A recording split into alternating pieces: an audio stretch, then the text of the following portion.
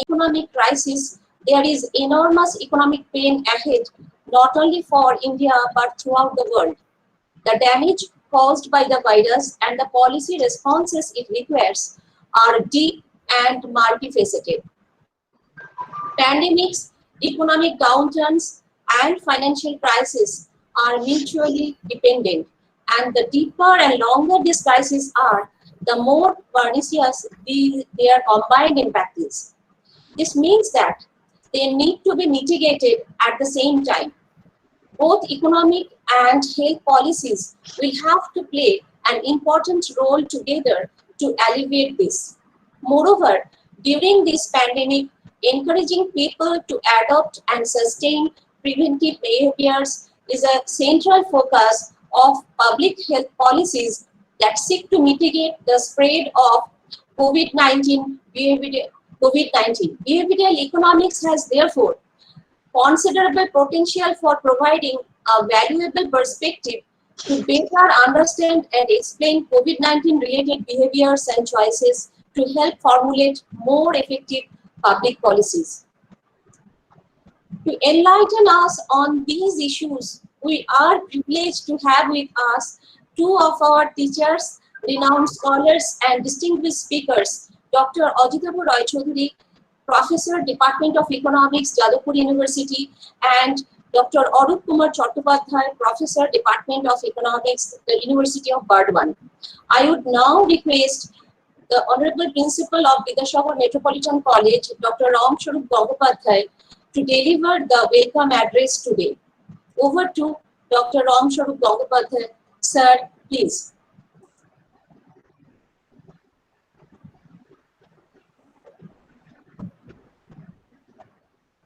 স্যারের মিউট করা আছে, একটু স্যারকে আনমিউট করতে বলো। Sir, please unmute yourself.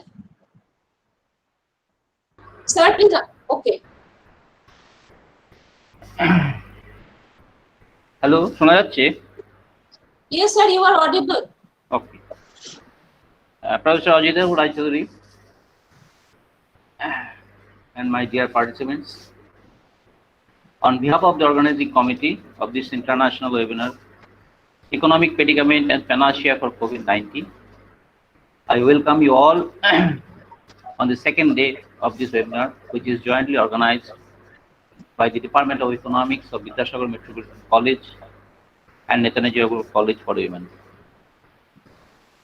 Today we are extremely fortunate to have two distinguished scholars, namely Professor Ajitabu Roy Choudhury and Professor Arup Kumar Chattopadhyay from University of Burdwan. We all are eagerly waiting to be enlightened by their insightful and thought-provoking presentation. I, on behalf of the members of Vidyasagar Metropolitan College and Netaji Nagor College for Women, extend warm welcome again to all of you and hope this enthusiastic endeavor of these two colleges will be a great grand success. Stay safe, stay healthy. Thank you all. Over to Korda. Thank you, Principal Sir, Dr. Ram Swarup Gangopadhyay, for your wonderfully encouraging welcome address. Now, I would request Dr. Bipul Dev, Associate Professor, Head of the Department Economics, Netaji Nagor College for Women, to deliver the keynote speech. Over to Dr. Bipul Dev. Sir, please. Good evening and warm greetings to everyone. Welcome to the virtual two-day international webinar. It's being jointly organized by Vidyasagar Metropolitan College, Kolkata and Netaji Nagor College for Women, Kolkata. On the theme, Economic Predicament and Panacea for COVID-19. COVID-19, turning out to be the biggest health crisis in our history. India recorded the first case on January 30, 2020. And since then, the cases have increased steadily and significantly. In order to curb the spread of the virus, the government of India announced a nationwide lockdown starting March 25, 2020. The unprecedented lockdown has had a significant effect on the economy. Millions of jobs and livelihoods are now at stake. The projected main parameter levels are frightening. GDP by March 2021 would have declined at least -5%. We were an economy that was declining. We are rolling down the hill, but it was a gentle roll down. But right now, we are falling off the cliff. So the question is, what do we do with an economy falling off the cliff? How do we handle symptoms? That is survival and revival. Survival from COVID pandemic and revival of Indian economy. Unless we revamp our economic policy clearly and explicitly in terms of objectives, priorities, strategy, there is no hope of revival. Today, we have with us two distinguished professors, Dr. Ajitabo Roy Choudhury and Dr. Arup Kumar Chattopadhyay. They will enlighten us on these several issues. We are honored, sir. We are grateful to you both. Thank you again. And over to Dr. Suparna Nandipal to start the main session. Thank you. Thank you, Dr. Vipul De, for your enlightening keynote speech. We are now moving to the main section. Today we have with us two esteemed speakers. I would now request Dr. Shoma Saha, Assistant Professor in Economics, Medani College for Women, to deliver a humble introduction of our first speaker today, Professor Ajitabo Roy Choudhury. Over to Dr. Shoma Saha. Shoma, please. Thank you, Dr. Suparna Pal. Good afternoon, ladies and gentlemen. It's a great pleasure for me to introduce our esteemed speaker, Professor Ajitabo Roy Choudhury. I personally believe that Dr. Ajitabo Roy Choudhury needs no introduction to the economics fraternity. Yet, as a protocol, I am humbly trying to mention few of his vast area of activities in his long, successful career. Professor Roy Choudhury has been teaching since 1981 at Jadavpur.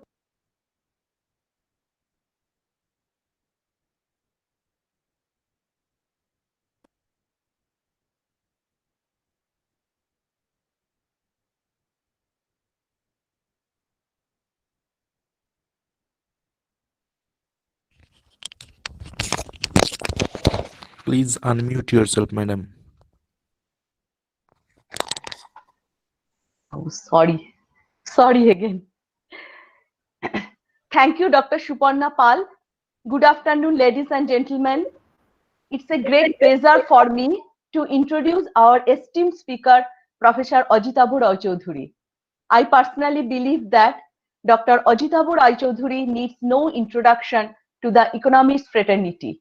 Yet, as a protocol, I am humbly trying to mention few of his vast area of activities in his long, successful career. Professor Roy Choudhury has been teaching since 1981 at Jadavpur University. He is visiting faculty to ISI Kolkata, Calcutta University, and IIFT Kolkata. He was also Fulbright Senior Scholar, Economic Growth Center, Yale University, USA. Currently, he is coordinator for Center for Advanced Study in the Department of Economics, Jadavpur University. He is also joint coordinator for Social Science Program for the University with Potential for Excellence, Jadavpur University, and in addition, focal point for ArtNet Program UNISCAP at Department of Economics, Jadavpur University. He is Chair Professor, Planning and Development Unit funded by Niti Aayog 2017 till date. Till date, Professor Roy Choudhury successfully supervised 19 PhD scholars and 18 MPhil dissertations in economics. Professor Roy Choudhury is an active researcher and completed 17 projects till date funded by international, national, and state level agencies, including World Bank, UNISCAP, WTO, and UNDP.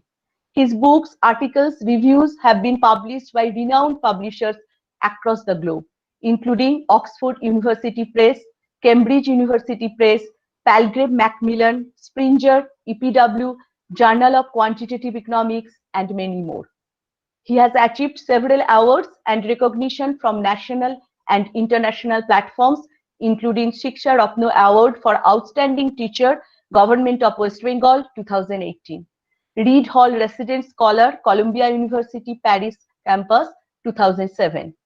Fulbright Fellow Economic Growth Center, Yale University, New Haven, USA, 1997. Apart from teaching and research, he has been very successful in other administrative responsibilities. He has acted at the capacity of Chancellor's nominee and Vice Chancellor's nominee at different central and state universities, UGC expert, member of Governing Council, and many more. We are eagerly waiting for his valuable insights regarding COVID-19 and way out for the economy. Just a reminder to the paid participants, if you have any questions during the presentation of Professor Roy Choudhury, please write in the chat box. Participants are also requested to mute your audio and turn off your video, and don't share your screen, please. Professor Ajitabu Roy Choudhury, now the platform is yours. Over to Professor Ajitabu Roy Choudhury. Sir, please. Yes, thank you very much. It's a pleasure for me to be invited by Vidyasagar Metropolitan College and Netaji Nagar Women's College. I presume that it's the second day, so we have heard already a number of things in the first day, and naturally, you know, there will be overlaps. People cannot really think all new, so there will be things which will be common to whoever speaks on this, and all of us know that we are confined to our four walls largely, and that itself is quite depressing. You do not have face-to-face classes with students, so we can feel it, and as you can understand, we feel it not so much in terms of monetary loss, thanks to the government, but as you can understand, all around people have lost jobs, uncertainty, there's tremendous hardship among daily labor and informal workers. So life is really hard for many today. And what I want to speak, and I assume that most of you are from economics background or have some economics courses, and I don't want to do, as I already promised, I will not do mathematics. So obviously I will tell everything in plain simple words, but it will be based on economics because I don't know much of other things other than economics. That's where my comparative advantage lies. So I will talk in terms of some economic concepts, because the whole thing which I want to say is something like the way out or way forward of this COVID-19 pandemic which we are having. So what we need, first of all, to understand the underlying problems. What are the problems really? How are we affected? If we understand the real channels through which we are affected, it will be easier for us to talk about some of the ways out. Some of them may be short-term, some of them may be long-term, and we have to distinguish them in the right way. Now, to begin with, as Bipul De of Netaji Nagar College just said, we were already having real trouble last year, last financial year, not this financial year, but the last financial year. Last means in 1920, that's the financial year. We expected that our national cake, which we are all distributing among ourselves, will grow at a rate of 7%. But the national cake grew at a rate of 4%. So 3% was in the planning of the government. They showed everybody, or they rather told everybody that we are growing, we'll be growing at the rate of 7%, but unfortunately we grew at a rate of 4%. Neat loss in that sense of 3%. So you can understand the national cake did not grow by 3%. Our total GDP, that's the national cake, is almost 200 lakh crores. So 3% loss is a big loss, 6 lakh crores, something like that. So that's a big loss for us. We did not grow that much. So already we were having trouble. And you can see that what kind of trouble. the trouble was highlighted on many fronts. Some of the industries were already clamoring that we are not really having a good time. Look at the auto industry, one of the most linked industries. As you know, that automobile industry is something which has got forward linkage and backward linkage. They demand so much of many types of goods, almost 130 types of engineering goods maybe, as well as infrastructural goods. So that's a big issue, that they were saying that we cannot sell our automobiles. So they were facing unintended accumulation of inventory. And along with that, you can understand that there are linked industries like steel industry, or for that matter, some of the engineering industries which are associated with the automobile industry. They were having some kind of a problem of excess capacity also. Along with that, there are other sectors also. We're saying that we would not sell. Maybe some of the sectors which we all know about. Think about textile industry. The world textile industry has a huge market abroad also, as well as the IT sector. Although information technology is an important sector in our service industry, but is somewhat a hyped sector. That's we believe that our export is now dominated by information technology. Not so, although it contributes maybe 5-6% of our total revenue in the total exports. It's not that they are driving our exports per se. But nonetheless, information technology was having also problems because, after all, you have US-China trade war, you have the Brexit issue, uncertainty in the world trade as well. So in all front, we were having problems. Given this, the real estate sector also were having excess capacity, because people were not so confident that if they spend a huge amount of money by taking loans, what will be there in store for future. So people were not buying houses, for that matter. Houses, as you know, is a major investment activity in the economy. So altogether, we were having trouble. Then came the COVID issue, and COVID started as a health contagion. Basically, it's a health problem. It's to start with, and then it spread across the world. It might have started in China, but then through tourists and others, it spread all across the world. Then callousness on the part of many of these governments, especially in the European states and United States. India was affected later than them, but nonetheless, it's a health issue to begin with. As you know, it's contagion, health contagion. It's affected so many countries. And as one can understand, along with this, right or wrong, the common problem or the common way out, people thought at that time, is the lockdown. That you have to lock down the whole economy. You have to get the shutters down so that people don't come to work. There is less people on the street, and you have less infection from person to person, etc. And I'm not going into the issue what happened afterwards. We have really horrific scenes of migrant laborers, what happened to them.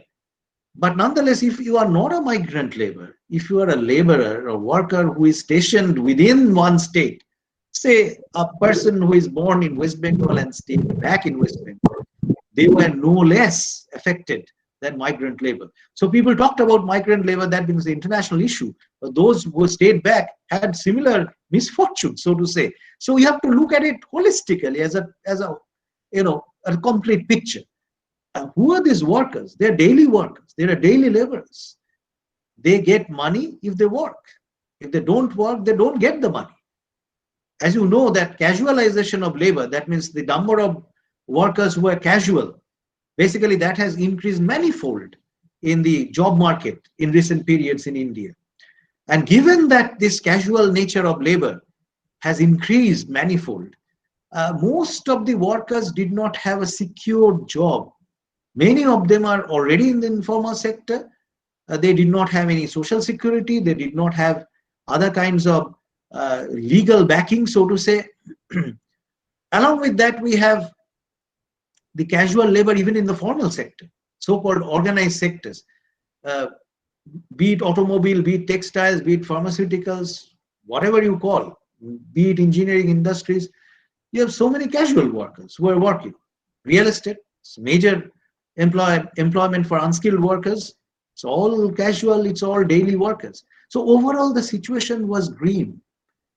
It already had a problem of demand deficiency to begin with, and then came the so-called COVID pandemic, started as health contagion, turned into an economic contagion too. And that's where the difference lies when people compare that the last time the world has seen such a disastrous economic scenario is not World War II. The World War II has disaster, no doubt. But then you have the Marshall Plan, and the USA was largely unaffected. So much huge amount of money poured in from USA into Europe and Japan.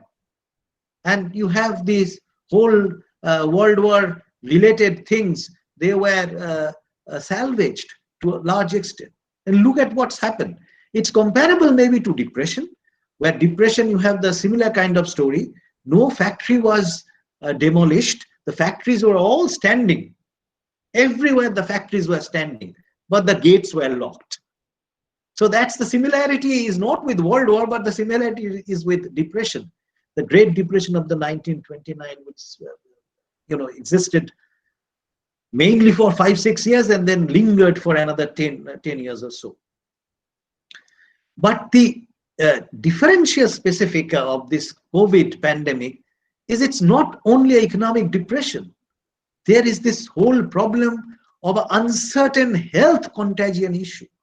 That issue was absent in depression.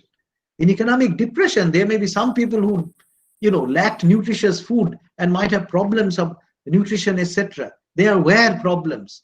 People had tough time getting both ends meet. But here, it's cutting across people. Whether you're rich, you're poor, doesn't matter. It's a pandemic. So that additional dimension is important because it's absolutely uncertain. Nobody knows when the pandemic is going to end. So with this uncertainty looming large, it adds to the already the existing uncertainty which was there in the 1920 last financial year, where demand was less, people were in fact thrown out of work. Already there were signs that employment has a very severe problem, especially in the daily work segment. So along with this uncertain health issue, when the thing will end. So it's a problem which I am quite sure all of us who are sitting here, young or old, doesn't matter, we haven't seen that in our lifetime. The world, in fact, those who are surviving now haven't seen it. So India is no exception. What we are finding in India right now is a grim situation. We don't know what will happen in next 2-3 months, what will happen in next 6 months, when the vaccine will come, whether it will at all come, nobody knows. So the uncertainty which was there is cumulated. It's a multidimensional. Along with that, it's of a magnanimous proportion, which nobody thought about earlier. Now, given this, after all, people have to survive. As everybody is saying that if you want to save somebody from this health issue, you cannot lock everybody up within 4 walls. So people will have problems of, they will not have a square meal, they will have a problem of lack of protein, lack of nutrition. Automatically, they will be, attracting the COVID much more than anybody else. So if you do not have economic activity, the health activity will be, or the health situation will be simply more grim. So it goes hand in hand. If you cannot provide a wherewithal to this large body of daily workers who are the backbone of our society, basically, you cannot expect that the health issue will be covered. So just, making the public health stronger, making more testing easier, all these things we are hearing now, that you have to make this stronger, doesn't really hide the problem that you must have enough money in your hand to provide protein and other nutritious food to your family members, so that they generate enough resistance in their body. Given these things, the whole issue boiled down to this, that after all, people have lost their jobs. Majority. I don't want to say how many, because all these estimates which we find say unemployment was 9%, has gone up to 27% in the last month or so. Now it has picked up a little. It hides the problem that when people talk about employment, unemployment, it's a concept which is borrowed from basically the European countries and others, where you work, when you work in a formal organized sector with a piece of paper which legally guarantee your work, etc. With the informal sector there, people don't work up to their optimal level. They are already underemployed, and as such, the meaning of unemployment loses a lot of sense in there. So 30% unemployment or 27% unemployment means the rest are working at the optimal level. Unfortunately not. I'm not going into that issue, but what I'm trying to say is all these figures, I don't want to quote much. That doesn't really make much sense to me, because maybe 70%, 27% is unemployed according to the government statistics or so last month, not to July, say up to June. But then another maybe 50% are underemployed. Who is measuring this? So everywhere the problem is there. People were having, they are losing work. And as I will try to say, manufacturing now holds the key. Remember, agricultural sector after a few days were largely left out. Agricultural sector was allowed to work. Agricultural labor along with other workers there were allowed to function, but not the manufacturing sector. That was closed down for a long time. Along with that, services. What I want to stress before I go on to some issues about the way out, etc. We forget one thing, that when we talk about services, say transport is a big employer. IT is not a big employment generator. We talked so much about information technology. That gives jobs to skilled workers, not so much to unskilled workers. So transport sector, repair services, in the construction, lot more services are generated in that way. So what happened is this: if the manufacturing sector stops, maybe half of the services will be completely lost. Because if the manufacturing is not there, much of the transport need will go. Much of the repair needs will go. Much of the need for maintenance services will go. And then it has a ripple effect along other sectors, say construction and etc. So services is something which is not hanging in the air. One segment of service is directly consumed by the households. The other part is derived demand from basically the manufacturing and partly the agricultural sector. Well, it's a manufacturing sector with linkage and other things. They have a huge demand generated in the service sector.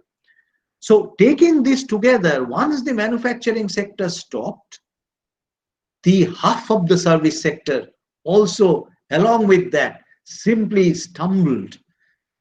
And given this, I will rather argue this way. Manufacturing, that's why it holds the key. So many daily workers whom we talk about, many of them is unskilled, many of them in informal sector.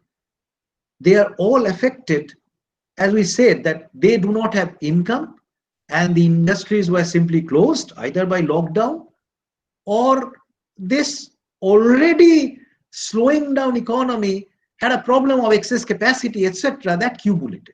So overall, the manufacturing sector is a green story to say. If I produce, I cannot sell. It was already there, and now it becomes widespread, universal. Everybody is saying the same thing. And so many people who are dependent on manufacturing and then services, I'm taking them together. It's a huge lot of workers. They don't have money. And if they don't have money, remember, we talk so much about agriculture, for example. If agriculture is working, even if, say, 45% people live in rural and semi-rural and semi-urban areas, but they do not do agricultural work. Much of the consumption expenditure which is done in rural sector, as well as the income which is generated in the rural sector, is non-farm activities, either some kind of manufacturing or some kind of service sector. So agriculture working means not much in terms of aggregate demand in the economy. So the moment the manufacturing and much of the services were simply lost in terms of their, working and its operation, the income and the loss of aggregate demand assumed an acute proportion. So aggregate demand, and this thing was very important, because if you give money directly, transfer money to people who have lost jobs, probably they will now go and spend, and if they spend, then obviously if they spend, naturally there will be demand which will be generated. That's the whole idea. That's not only in India, that's an idea which was floated all around the world, and it's somewhat very much we know is the Keynesian idea. It's something which happened in depression time without the pandemic health issue. In depression, that was the story, pump priming. You just give the workers, cash support so that they can increase their demand. No matter how much asset is created at the moment, don't bother about that. Give them direct transfer and let them demand. All over the world, that was the story going on. Either direct cash transfer or provide money to the mainly small, medium industries, etc., who generate jobs. Along with that, the services were dependent on that. Provide, say, 6 months wages. Just the government give money to pay wages to these workers who are not working. Just the money, give them. They may not be working, but let them get their wages. That's the story which happened. So coming to that, that's the same thing which happened in case of India. Lot of criticism is there. I'm quite sure you have heard about that. I don't want to touch much upon this. A direct transfer was about 1% of the total 20 lakh crore package which was announced in India.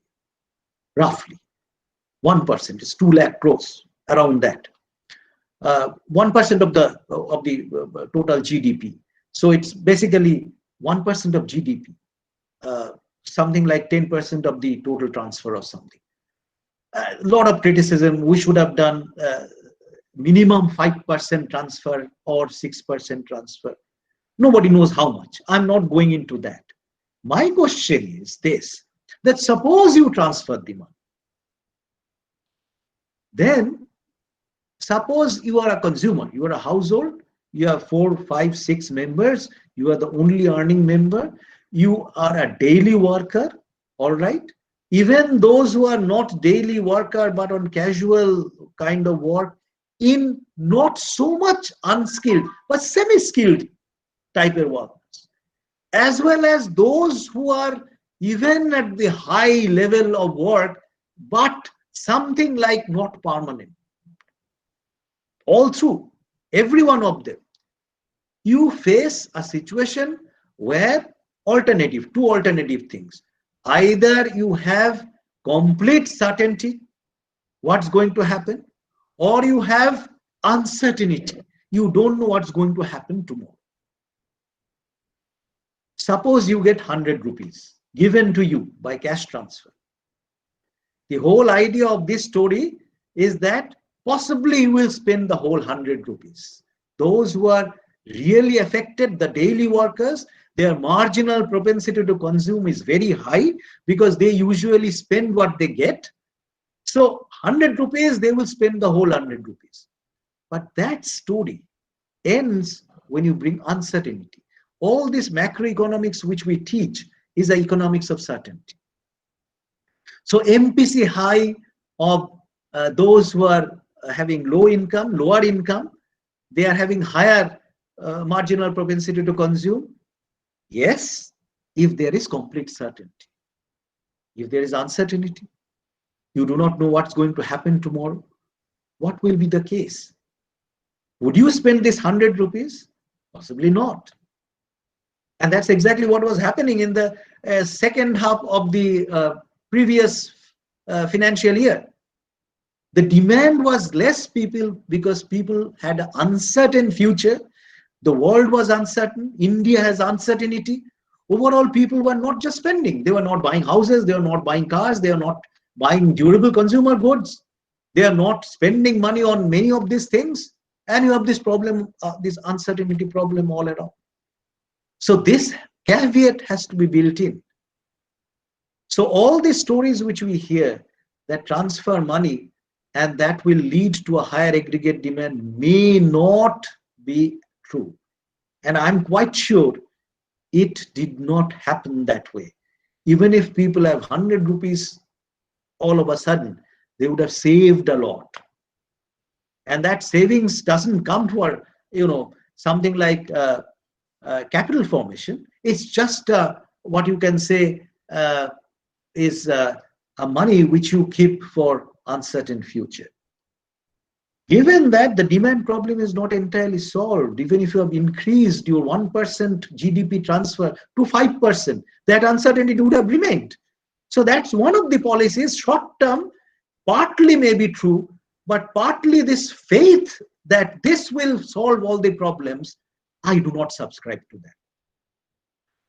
The second issue was, and this was very important, that as you know that we talk about multiplier, that if money goes to 1 rupee is given to people who are having higher marginal propensity, you have a multiplier effect which is very large that will generate lot of demand in the economy. But this assumes that whatever is happening, the distribution of income is unchanged.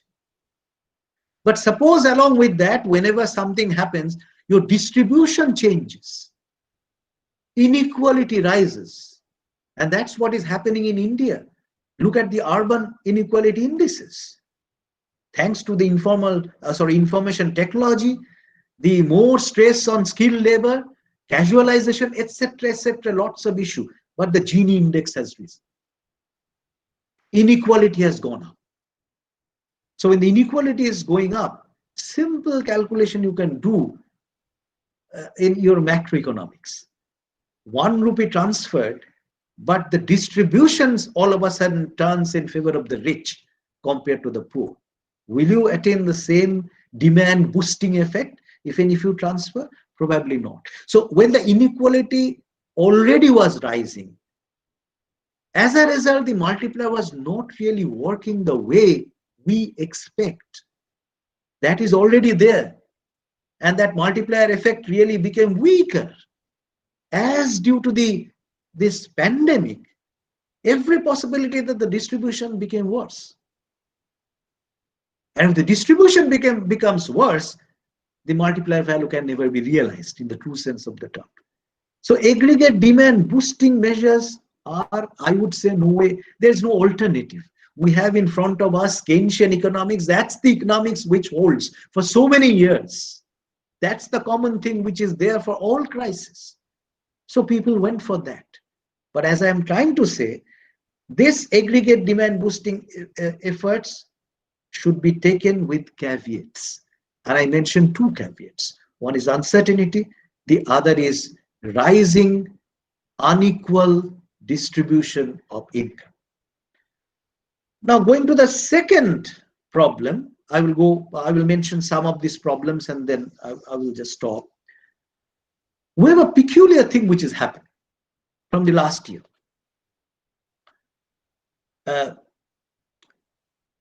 In fact, I just mentioned before I forget that some people are saying that have some tax cuts. Some people are saying, why don't you tax the rich more and distribute the money? There's a very strong lobby in industry which is just cut the taxes.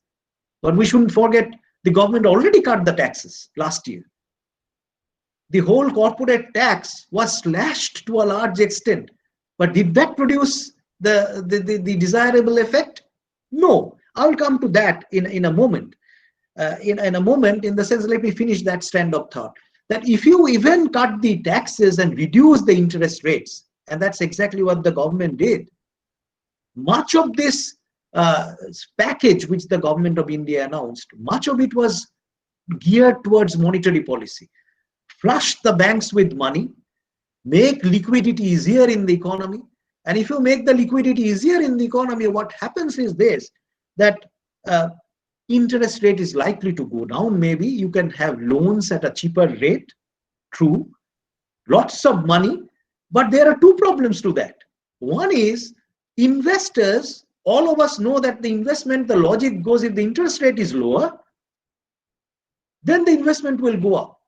But that again is a story which says your investment, this whole investment model which we do, it's a certainty model. Suppose if you have an uncertain future, your return which you are having is uncertain. So given this demand problem, you are not sure that if you produce, you will be able to sell it. So investors, mainly the small and medium investors, sometimes they are independent investors, sometimes they are linked to the large industries as subcontracted sector, whatever be the case. Will they come forward and take money even if the interest is cheaper? When the interest, when the future is uncertain, look at what is happening in European countries and US and Japan. Interest is almost zero. Are people, investors coming forward to take money? They are not. Unfortunate. Even if you just hand over money from the bank with almost saying that just take the money, you don't need to pay any interest. In Japan, real interest was negative for some time even. Investors were wary of taking loans because they don't know whether they will have enough return from that investment. Some of them really do. They take money, and we know that some of them are really very spurious, dangerous type of investors. They take the money and run away. And India has many examples of that. They will always come forward. That's the whole question of adverse selection and moral hazards. I'm not going into that. But the issue remains that genuine investors will not be forthcoming, even if the interest rate is low. So much stress on monetary policy, which India did, I am afraid it's not going to produce the result. Along with that, the banks are not, they are not eager to lend because they have lent under the pressure or whatever wrong decisions. So much NPA has grown in banking sector, non-productive assets, because people have taken loans, huge loans, and run away. So banks were just simply not giving loans. So why so much stress on monetary policies and flushing the economy with liquidity and not direct transfer? After all, as you all know, that monetary policy through interest rate and other avenues work indirectly and not so fast. It works slow. But India's whole package is unduly biased towards monetary policy. And as you know, it's not working simply because of this basic problem that even if the interest is low, neither the investor nor the bankers are eager to increase the loan size. Given this, the aggregate demand, as you know, either the consumption or investment, they are not picking up. Look at the other puzzle which we are having. One source of demand in the economy, all of us know, is the net exports. We sell abroad. So one source of demand, and this is growing in the Indian economy. If you look at the statistics, in 70s, it was roughly the whole export import, the open, the net exports, that figure, export minus import, that figure was roughly 2-3% in 1970. This has grown to more than 35% now in India. So our dependence on, thanks to globalization, thanks to opening up, whatever you call it, so much we now sell abroad. That's one source of demand. Surprisingly, all through the history, if you look at it for last 30 years, we are having current account deficit. We buy more from abroad than what we sell. So the import is more than export, which is matched by capital inflow, investment, portfolio investment or whatever way money comes from outside. Surprisingly, last year we have current account surplus. So export was more than import. How did it happen? The funny thing is that it did not happen because we increased our export tremendously. It happened because our economy was slowing down.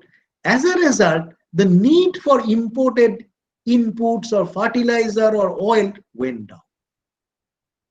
So imports all of a sudden had a steep fall.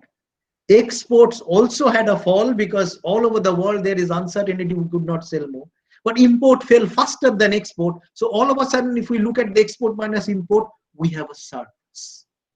And that's the biggest problem. All theory says when you have a current account surplus, your currency will become stronger. Rupee will become stronger. But look at the statistics. The rupee became weaker. Puzzle. How did it happen? It happened because our surplus did not come through a boosting economy or an economy which is very strongly growing. Our surplus came because we are a weak economy. So weak that our exports fell, but the import fell faster. And as a result, what happened, along with that, look at the monetary policy which was there. Flushed the whole economy, the banks were flushed with funds. So if that happens, then interest rate is likely to go down. If interest rate goes down, then the foreign investors loses interest to invest in our country. We get a lot of foreign investment. One reason is India's interest rate is higher in real term than most of the Western countries. That's why they invest pension funds, mutual funds, they come and invest in India. But then if the interest rate is falling, investment is just going out, they're not coming in. So as a result, with surplus in our balance of trade, that means export more than import, we have some dollars accumulated, but the investment went the other way because the interest rate fell. So what happened in the process, that our rupee, instead of getting stronger, became weaker. So the problem is all around. Even with the weaker rupee, with a pandemic all around the world, we could not do anything. Our goods might have become cheaper, but we could not increase our export. So that source of demand was also not there. So this whole problem of demand which we are facing for last 1 year, we are almost having a dead wall. It's a closed story in front of us. It's a dark story. We are not getting any place how to increase the demand, because if we do not increase the demand, the economy will not pick up. After all, the economy will be picked up if the demand goes up. But all avenues, consumption uncertainty, distribution problems, investment uncertainty, as a result, either banks or investors not investing. Abroad, even with current account surplus, rupee did not get stronger but becomes weaker. But even with weaker rupee, we could not sell. So altogether, in this scenario, all the short-term measures which we took, 20 lakh crores package, it's a peculiar package. Monetary policy, fiscal policy, along with that we have a reform package. It did not happen anywhere in the world that you must have reform in the agricultural sector, you must sell your public sector units, you must have reform in your electricity. How is this related to COVID pandemic and the problem of demand? Nobody understands. It may be a longer term solution. Absolutely. There may be issues which may be taken care of in longer term, but in a short term immediate solution, how the reform is going to help, it's nobody's very clearly understood. Now, let me go to aggregate somewhat like a solution or the way out type of thing. That in the short run, which we talked about, the immediate solution issues, I don't think the government has anything else to do. Probably it would have been better if instead of placing so much weight on the monetary policy, the indirect route of flushing the economy with liquidity so that all sectors, agriculture, medium and small industries, large industries, you take loans at cheaper rate. Households take loans at cheaper rate and buy houses. It's all in the sense that I am not giving you anything as a dole. I am making the life easier by the interest rate being lower. But as you know, lower interest rate with a very uncertain future, with the health pandemic looming large and nobody knows where the end is, you cannot expect this monetary policy in the short run will do anything very substantial or dramatic. So ultimately, the direct transfer, no matter how much is the leakage, I don't know. There is leakage of direct transfer. But nonetheless, if the direct transfer amount would have been much larger, maybe 4 times than what has been given, people get more money. And if you get more money, even if the uncertainty and etc. is there, you will spend something more than what you are doing. So that would have been a better policy in the short run. But somehow or other, this was not taken. The route was more on monetary policy and reforms, which are monetary policy medium term, reforms, I would say much longer term. No immediate effect of that. So we are having trouble.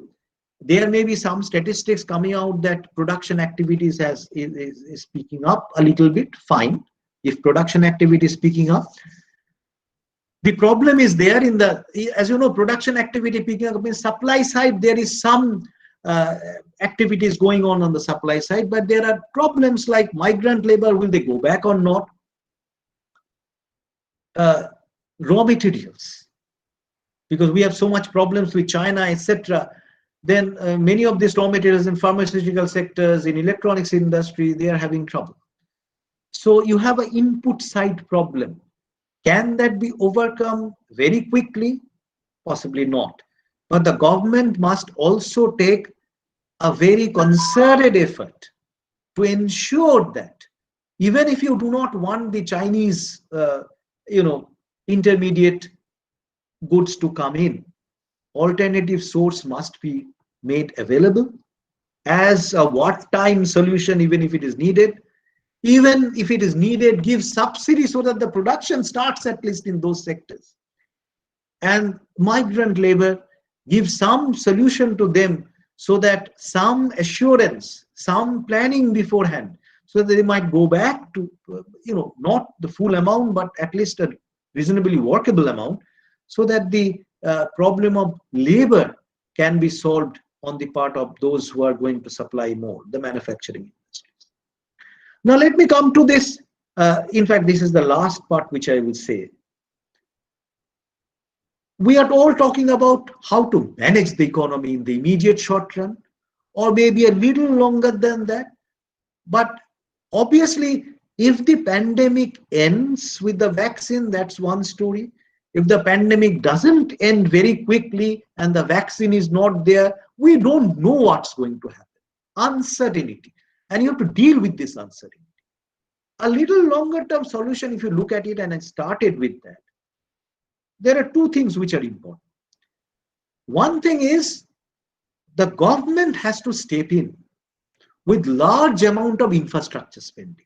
As you know, when you spend on infrastructure, it generates income. It doesn't produce output immediately, but it generates income. And in the longer run, you produce capacity through provision of public goods, maybe roads, maybe ports, maybe electricity generation, maybe public health system, very important nowadays. So much, being talked about our lack of public health. That's one of the sectors we call the social sector, where the government can invest a whole lot. Education sectors, you can spend a whole lot. The immediate output will not come, but the demand will be generated.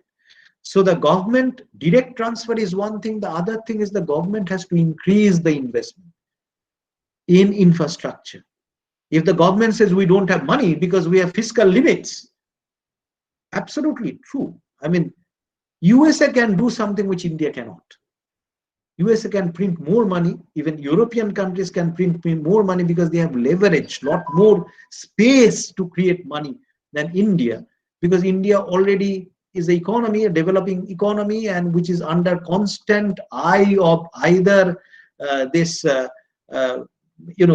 those who rank India globally, or World Bank, IMF, or whoever you call it, constant threat that you are crossing the limit, etc.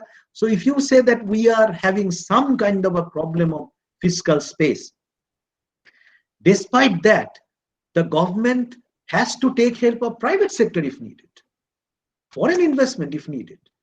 We hear a lot about $5 trillion economy, a lot, Atmanirbhar Bharat, etc. But the problem is creating the infrastructure is basic. You cannot propel an economy with so bad infrastructure in different parts of the country. It may be telecommunication, it may be roads, it may be transport, whatever. Some areas are very well developed, large areas are still undeveloped. So that if you do that, that's a longer term solution. And the money has to be provided either through fiscal deficit, within limits as much as you can, and you must somehow or other, by simple persuasion to somewhat like a strong government words to the private sector, that you must also take ownership of this infrastructure to a certain extent. Because remember, out of GDP, I would say almost 80% goes to private sector now. 20% goes to the government. So private sector, if they say we don't have any responsibility, why should people listen to them? That's one avenue. That's a longer term. And for that matter, our savings rate is low. I don't foresee a very rapid rise of savings rate. Main reason is this, those who save not necessarily invest. They send it abroad or buy gold, whatever, mischievous kind of spending. So after all, you might have to depend on some kind of fiscal deficit, private sector, PPP model, foreign investment, whatever you can do it. The second alternative is you have to reorient your whole manufacturing sector. What kind of reorientation I have in mind? See that if you look at the whole Southeast Asia, who were behind us 40 years back, including China. 40 years back, we are ahead. We have fallen behind. And one thing they have done is to link their small and medium manufacturing sector to the global value chain. After globalization has one major, I would say, effect in the world manufacturing sector, what we know as the fragmentation and outsourcing. Nobody produces anything under one roof. The whole concept of Marshallian firm with the big economies of scale kind of thing is gone. You produce things with so much, distributed all across the world, taking advantage of wage and other benefits which the government gets, and then you combine them, assemble, and you produce things. And that's the world order now. The East and Southeast Asian countries have taken a China, clear example, they have taken it long time back, 15 years back, 20 years back. And one of the things they benefited is that the small and medium manufacturing, they get tied to the large. We had an age-old concept that the large capital gobbles up, eats up the small capital. It's not happening. Because that kind of production structure was absent when our classical writers were writing about large and small capital. Now the large and small capital are dependent on each other. The large capital needs this small capital to survive in this cutthroat competitive world, in this cutthroat globalized world. They took advantage of that, linked their small and medium industries, and as I was saying, that manufacturing sector not only propels the service sector to a large extent, they together, the small and medium mainly, and the service sector create jobs. You don't hear too much unemployment in this whole of Southeast Asia and others. Unemployment is something, informal sector, uncertainty, all these things are you know, India is almost like a laboratory. Everybody comes and talks about informality, uncertainty, lack of social security. India is the laboratory of all these concepts. One reason is that we did not link the small and medium industries so far, manufacturing, with the global value chain or even the national value chain. I am not saying it hasn't happened. In some pharmaceutical industries, chemical industries, in some engineering, electronics, goods, and automobile, it has happened. But in small scale, if you can increase this amount to a large extent, you enjoy the economies of scale in a different way. The large industries, they enjoy the economies of scale. No problem with that. You create employment and it's stable. It's not that today a startup comes in or a small industry comes up and then dies. So many of them die. But if you are somewhat in the GVC system, global value chain linked up there, or even national value chains to a certain extent, if that is done, they survive. It's sustainable. Remember, in the last budget, for the first time, we heard that India will take active measures to make this country an assembly hub. First time in the history of India's budget. We heard that the government of India is actively thinking of turning India's manufacturing sector into an assembly hub as well, so that the manufacturing gets a fillip. Along with that, maybe half of the services also survive. That's the way out. That's a longer term way out. So short term transfer, much larger scale, slightly smaller, medium term transfer and monetary policy maybe. Yes, to a certain extent they can. In longer term, the government spending in infrastructure, social and physical, linking our small and medium manufacturing sector who really creates jobs, both within the manufacturing and in services sector as well. They should be linked to the value chain as much as possible, because many of them are very archaic, inefficient. If you look at the National Sample Survey, NSS statistics, very true, many of them are. But then if you link them up, they will become efficient. That always happens. That's what happens in the putting out system in England. Inefficient, small scale artisans become so efficient because of the putting out system. That might happen again. And lastly, saying this is easy than doing it. Easy said than done. If the government does not wake up from its kind of a slumber, they sleep for a long time. They go into deep thinking for so many years and then act.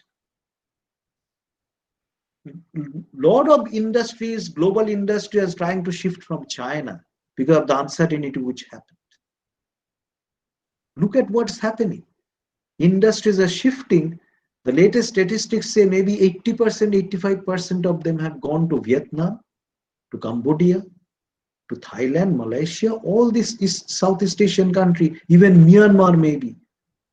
But India have talked a lot, haven't acted that much. So only about 10% relocation may have been already done in case of India. The others are simply grabbing the opportunity of the world attitude of taking things out of China, because if China sneezes now, they control 22 to 25% of all supply chain. If they sneeze, the world goes into a recession automatically. So the world as such, either look at Europe, USA, Australia, Japan, Korea, especially those who have the purchasing power right now.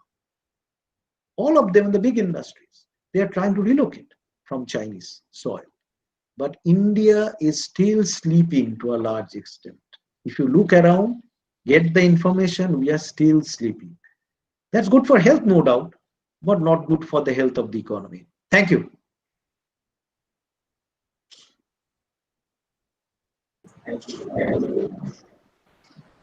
Thank you, Professor Ojitabu Rajuduri, sir, for your excellent discussion. It is really very enriching and knowledge-provoking session for all of us.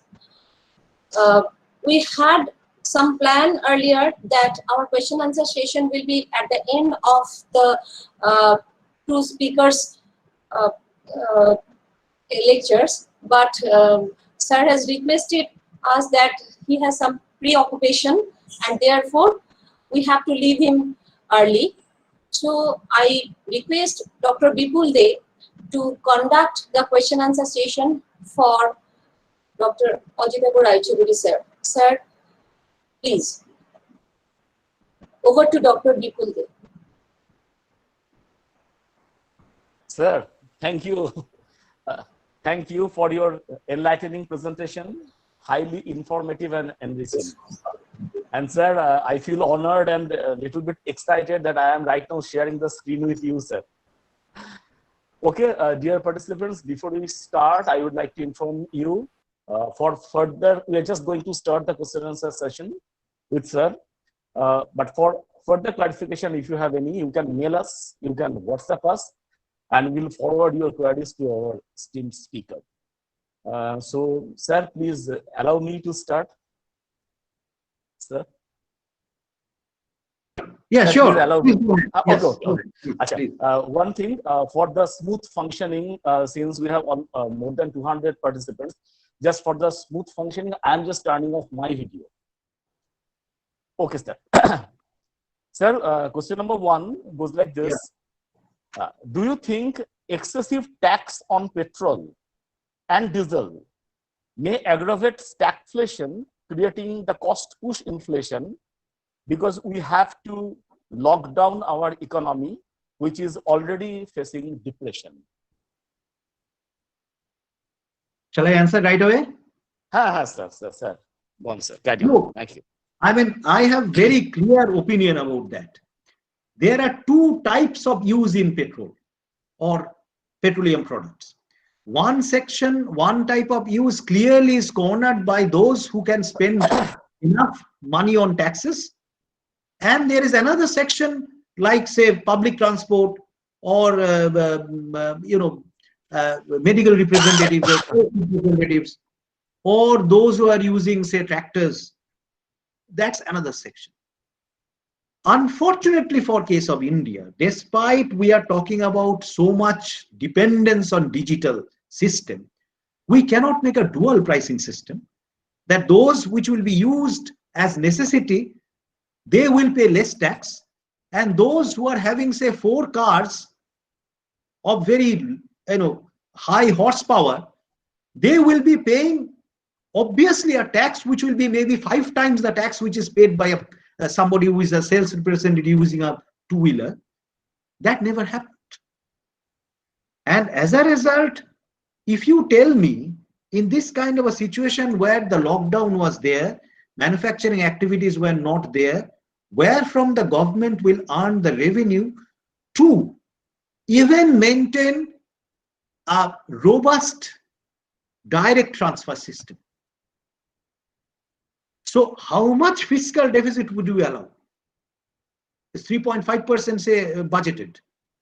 You can go up to, say, 6%, 7%, but then the Standard and Poor or Moody will come in and will downgrade us to D, C grade. IMF will just say not allowed. So we are in a fiscal space where if you do not earn enough tax revenue, how would you have this welfare activities done? And that is the paradox of this whole thing. No doubt, if this petrol, I am not too sure if the taxes is not reduced, stagflation will happen. Stagflation happens if the producers simply say that unless you cut your taxes, I'm not going to increase your supply. The supply is already there. People are not buying it. Even the corporate tax was reduced to a large extent. What happened? So I am not really, in a sense, it's a very big trade-off. And since we do not have this dual pricing, it's a misfortune for the general public that they are paying high taxes on petrol, where some of them should not. Some of them definitely should, but there is no way out at this moment. And given the excess capacity of many sectors, I don't think that's a big problem for petrol being taxed at a high rate. Yes. Okay, thank you. So second question goes like this.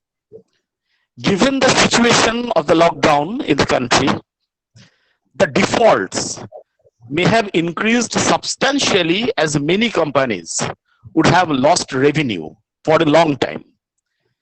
An increase in defaults is likely to cause issues in liquidity and capital adequacy. What kind of measures can RBI take to provide liquidity to all the lending institutions? Well, there are two sides of this story. One is that you can try to prevent the default, and the second is, if the default is there, you provide enough guarantee to the banks that you will have money. Now the government, what they are doing, they are standing as guarantors. Many of these loans which they have announced for the medium and small industries, agriculture, government is now a guarantor. Fine, there will be some adverse selection, moral health, some people will take the money and maybe running away. That's notwithstanding, one of the things the government has done is this. The other thing is, avoiding the default, you need the economy, it has to go hand in hand. If the economy picks up, then the genuine investors will invest. So on one hand, the government standing defaulter is a good policy. The other thing which they could have done is, as was done in say UK and other countries, you provide 6 months wages to all workers. I am paying it. You just retain them so that you do not have a dislocation. They get the money, they create the demand, as well as the supply side. There is no disruption in the labor supply. We didn't do that. So there were ways in which the default could be tackled. Government has already flushed the institutions with money, enough liquidity. That's not an issue. The other is the government standing guarantor is one such way out which the government has taken in this case. I think that will reduce the default to a certain extent. The other is, I don't think the default is going to go, increase tremendously, because if you look at the default and the percentage, the highest percentage is captured by those who are absolutely immoral borrowers. Immoral. No responsibility to the country, no responsibility to the people, take money and run away. The default percentage, if you carry, that's the highest. They are not getting money this time. So don't worry, the default is not going to go up to a large extent. That's my idea. Thank you, sir. Sir, third question is a little bit different from the first two, but I think this is very relevant and very pertinent issue. I'm going slowly, sir. Why does the government of India reluctant to enforce the labor rights? In recent times, it is increasingly seen that the government has been bringing reforms in the labor laws and regulations which very much serve the capitalist interest. How do you see the issue? And sir, some states are violating the labor rights, not labor laws. So it's a very permanent issue. Sir, comment on this. Let me tell you one thing. The government is talking about labor sector reform, all right, for quite some time now. Have you heard a lot of voices from industry, anywhere in large industry, that look, we are dying because the labor reform you haven't taken? See, they have a way out. Much of this production in these large industries are now sourced out, subcontracted to those sectors who are somewhat using casual labor, daily workers. They are not bearing it. They are just subcontracting parts and components to so many of the small units. They just simply do not fall under labor laws. So you have a way out already. Now the thing is, The only thing which is, so informalization of economy has already proceeded in tremendous pace. So even if you bring the labor law, it's not going to affect them, because the moment they have gone for this subcontract and parts component production elsewhere, they are not within the purview of strict labor law. So they have a way, they already have circumvented that to a large extent. The other thing is, good thing will be, and I completely support this, that in the informalization which is happening, you ensure social security to them. You cannot prevent casualization at the moment. That's the story all around. And India, I don't think, is exception, and India doesn't have that kind of a strong government will also, which takes it away from the informalization or casualization story, which is a worldwide phenomenon. But what they can do, and most of the Western countries, no matter how much we blame them, they are not feudal in nature, that I will informalize and then I will make them socially insecure. No, I will make them socially secured so that I get the best out of them. And Indian laws are simply have not gone to that. So that's a paradox. That's a paradox which they have to solve sometime. So no matter, informalization is a foregone conclusion. That will happen. But then try to make this security, social security, the law should be like that. So if you say, throwing out labor of business, you already have a definition of medium MSME sector already changed. So how much labor law will apply to them? But make the labor there socially secured. That much can be done. But the way they have, circumvented this whole labor law issue is something one should study clearly. One shouldn't take it at face value. Thank you, sir. Thank you. Sir, actually, we have a lot of questions coming in through the chat box. But dear participants, I do apologize. We will not able to cater all the questions due to the time constraint of sir. Sir, could we go for one or two more questions? Okay. Sir, sir, one question. Apurva Babu allows me. I mean, it's his next is his job. Right. And obviously, the minds that I am grabbing all the time. I must apologize to him for that. Professor Chattopadhyay is waiting, sir. That's what I said. I mean, he might mind that I'm grabbing his time. Professor Chattopadhyay is waiting. Sir, go first. Take permission from Professor Chattopadhyay that whether okay. Can I go for can I go for the last one? Can I go for the last one, please? Yes. Because one question is very simple but very tricky. Sir, do you think India is at all ready to face the pandemic situation on economic ground? This is the last one, sir. Well, I think we will survive. We'll survive with lots of pain and, as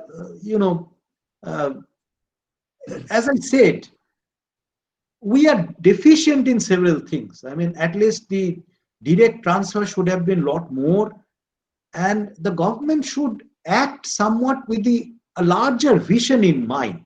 Just saying Atmanirbhar doesn't really solve the problem of daily workers. So that has to have, and I charted out some of the ways for the medium to longer term. If we go that way, we will. And I hope the world economy in 2021 will pick up, because so much money has been infused into those economies. So at least the trade will pick up to a certain extent, the investment will pick up from abroad as well. And then somehow our demand will slowly pick up over time. So I'm hopeful. Okay. Sir, thank you. Thank you for your patience. That brings the end of the first section of the question and answer session. I think this session has been very, very informative, enriching and insightful. So now I would like to request Dr. Shubharna Nandi to go for the next session. Thank you, sir. Thank you again. Thank you. Thank you, Professor Rai Chaudhary, for your sparing valuable time and answering the questions to the participants. May I request that participants' questions can be sent to you through email, and you can answer those, and we then mail them those answers Yeah, because sure. lots of questions are there. Okay, No okay, thank problem. you, sir. Okay, thank you, sir. I am now welcome Dr. Arup Kumar Chattopadhyay, our next speaker, Professor, Department of Economics, the University of Burdwan. I now request Dr. Soma Saha to make a humble introduction of Professor Chattopadhyay. Over to Dr. Soma Saha. Thank you, Dr. Suparna Nandipal. I am really honored to introduce our esteemed speaker, Professor Arup Chattopadhyay. Professor Chattopadhyay is a very renowned figure to the economics fraternity. I would like to start off by mentioning the achievements of his long successful career. Our honorable speaker, Professor Arup Chattopadhyay, is currently the Professor of Economics, University of Burdwan, West Bengal. He also served the University of Burdwan in the capacity of Dean, Faculty of Arts, Commerce, Law for nearly 5 years. Professor Chattopadhyay has more than 35 years of teaching and research experience in different academic institutions and also professional experience at managerial level in banking industry. Over the time, Professor Chattopadhyay was the visiting fellow of many reputed institutions of our country. His research interest areas relate to stock market efficiency, behavioral finance, primary market and pricing of IPOs, poverty and inequality measures, and derivative trading. Till date, Professor Chattopadhyay successfully supervised 20 PhD scholars and 14 MPhil dissertations in economics. He is actively engaged in research and so far completed 6 major projects from various funding agencies. He regularly evaluates PhD theses and reviews research articles. Professor Arup Chattopadhyay has published more than 50 papers in international and national journals and 10 chapters in books. His books, articles, reviews have been published by renowned publishers across the globe, including Asia Pacific Journal of Management Research and Innovation, International Journal of Business Management, South Asian Journal of Commerce and Management, Indian Journal of Agricultural Economics, and many more. He has acted as chairperson, panelist, and delivered keynote address in many international and national conferences. Professor Chattopadhyay also performed different administrative activities in the institution of higher learning. He acted as member of executive councils and courts of different universities and actively participates in different UG and PG councils, board of studies. Now, without further ado, I request Professor Arup Chattopadhyay to enlighten us with his valuable speech on this unique and very relevant topic, and adumbration of behavioral economics and its relevance in pandemic situation. Just a reminder again to the participants, if you have any questions during the presentation of Professor Chattopadhyay, please write in the chat box, and please mute your audio and turn off your video. Professor Chattopadhyay, now the platform is yours. Over to Professor Arup Chattopadhyay. Sir, please. Thank you, Dr. Soma Saha. What's the time limit for my presentation? I have to wrap up the session, close the session by 6 p.m. or I can extend that? Sir, you can extend, sir. You can extend, sir. It has already been late. 10 to 15 minutes you can extend. 15 minutes, you can 10 to 15 minutes, you can extend. Very good afternoon, everybody present here, my dear friends, dear participants, the research scholars, esteemed colleagues, and respected Professor Rai Chaudhuri. I have had the opportunity to share dais with Professor Rai Chaudhuri in number of occasions.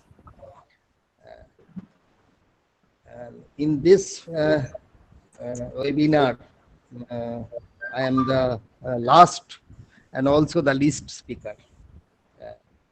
especially it is very difficult task for me to present anything after the deliberation of Professor Rai Chaudhuri. The topic on which I would like to deliberate today, and the topic which has been circulated, that is an adaptation of behavioral economics and its relevance in pandemic situation. I would like to view this pandemic situation from a different angle, because if you go through the websites or if you attend the webinars, you might be tired going through the lectures on economic impact of COVID, squeezing of production, reduction of GNP, reduction of employment, huge increase in unemployment, poverty, and so on and so forth. And also, you may get a number of prescriptions, probable solutions, economic solutions for tackling these pandemic situations, especially what would be our role in the post-COVID new normal situation.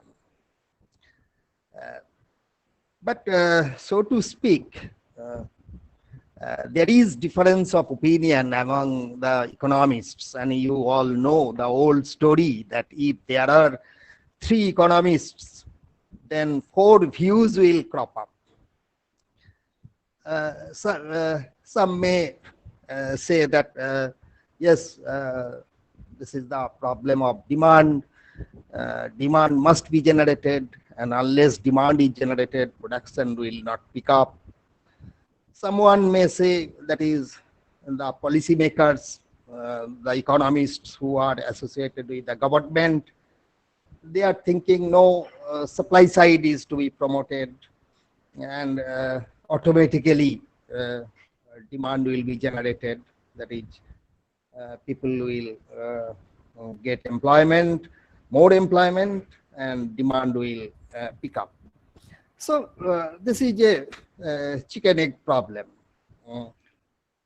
Now, my view, my discussion, my deliberation is totally different from this one, because economists often commit mistake while predicting anything, while forecasting anything, because if you go to a good lawyer, you may win your legal case.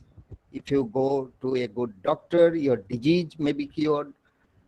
But you cannot say with certainty that if you go to a good economist, your economy will improve. The health of the economy will be better. You cannot say that.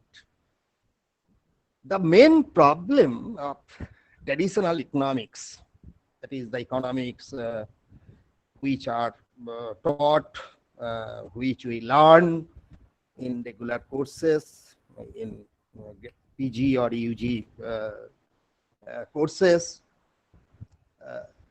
those models, those thinkings have some lacuna, some flaws. And out of those limitations of the traditional thinking, conventional economic thinking, new branch of economics has been evolved. And that economics is known as behavioral economics. And the offshoots of behavioral economics are the neuroeconomics, experimental economics, behavioral finance. So number of offshoots are there, number of things are coming out of this behavioral economics. And behavioral economics may be considered as a theoretical foundation out of which we get number of other branches. And over time, this branch of economics is gaining importance due to its accuracy in prediction, its effectiveness in framing the policies, and that's why more and more scholars and economists are getting interest in this new branch of economics. And for that, I have selected this topic for today's discussion. And with the help of this behavioral economics, I would like to view the COVID-19, that is the pandemic situation, what are the implications of behavioral economics for this pandemic situation, whether pandemic situation would be aggravated or not, and what are the way outs from this pandemic situation. All I would like to discuss, I would like to tackle in the context of behavioral economics. And as I said, behavioral economics is gaining much importance over time. If you go through my second slide, you will see that number of scholars, they got Nobel Prize in this area, starting from age-old Herbert Simon in the year 1978. He got Nobel Prize for his work on bounded rationality. Next, we get Gary Baker. He got Nobel Prize for motives and consumer mistakes. Then Akrolov for procrastination. Daniel Kahneman, I have presented in bold letter because we consider that Daniel Kahneman is the father of behavioral economics. And he got Nobel Prize for illusion of validity and anchoring bias. Then we get Richard Thaler for his nudge theory, he got Nobel Prize. And lastly, in the year 2019, we are very much proud that our Abhijit Vinayak Banerjee, his wife Esther Duplo, and Michael Kramer, they also got Nobel Prize in a branch of behavioral economics, which is truly known as experimental economics, and they got Nobel Prize for RCT, randomized controlled trials. So behavioral economics is getting importance because a number of quality works are being done on this area. Now, next, if you go through the next slide, so my next one. Now, why behavioral economics? Why we are very skeptical about the conventional economics? We all know, we recognize Adam Smith as father of economics and his contribution for invisible hand. And we often mistakenly interpret invisible hand in this way, that if everyone promotes self-interest, then society's interest will be promoted. That is, every person should be guided by self-interest. This mistake often we make regarding the invisible hand of Adam Smith. But this is not so. If you go through another writing of Smith entitled Theory of Moral Sentiments, you will see that he predicted a blending of self-interest with social motives.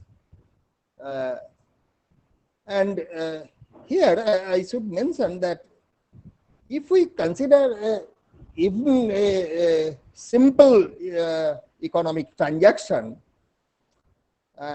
you should not consider that from your self-interest. Some sort of social norms are involved there. Suppose you want to purchase one article by paying rupees 100. You may be cautious that after paying, after offering rupees 100, you may not get the article. Or the businessman may apprehend that the article may be handed over to the customer, money may not be paid. So if this sort of distrust arises, then simple sort of transaction cannot be made. And in everywhere, policing, security guard would be needed. But this is not so. So in every sphere, we get the blending of social norms, social motives, and self-interest. And this was the main interpretation, real interpretation of the invisible hand. And the Adam Smith concept was also followed by other classical economists like Ricardo, Mill, and so on. Next, we come to the next thinking, that is neoclassical economics. And I would like to point out the main concept of neoclassical economics, which is accepted by all other thinkings in economics, like Keynesian, post-Keynesian, new classical, all thinkings are based on this basic assumption of neoclassical economics. What is that assumptions? Actually, there are two assumptions. One is rationality axiom and other is value-free economics. So economic analysis mainly, especially if we consider the positive economics, that should be a value-free one. And second one, we assume that economic agent must be a rational one. That is, rationality axiom is implicitly considered in every economic model. Now, rationality axiom means we know that this is taught in our undergraduate courses, that consumer is rational, means consumer aim is to maximize utility. Producer is rational, means producer's aim is to maximize profit. That is, with rationality assumption, we get the assumption of optimization. That is, something is to be optimized. Cost minimization, profit maximization, output maximization, utility maximization, and so on. And what does rationality mean? Now, rationality can be interpreted in this way. Rational people means that people who is self-interested, and he will try to promote his self-interest, that is, own utility will be maximized, own profit that will be maximized.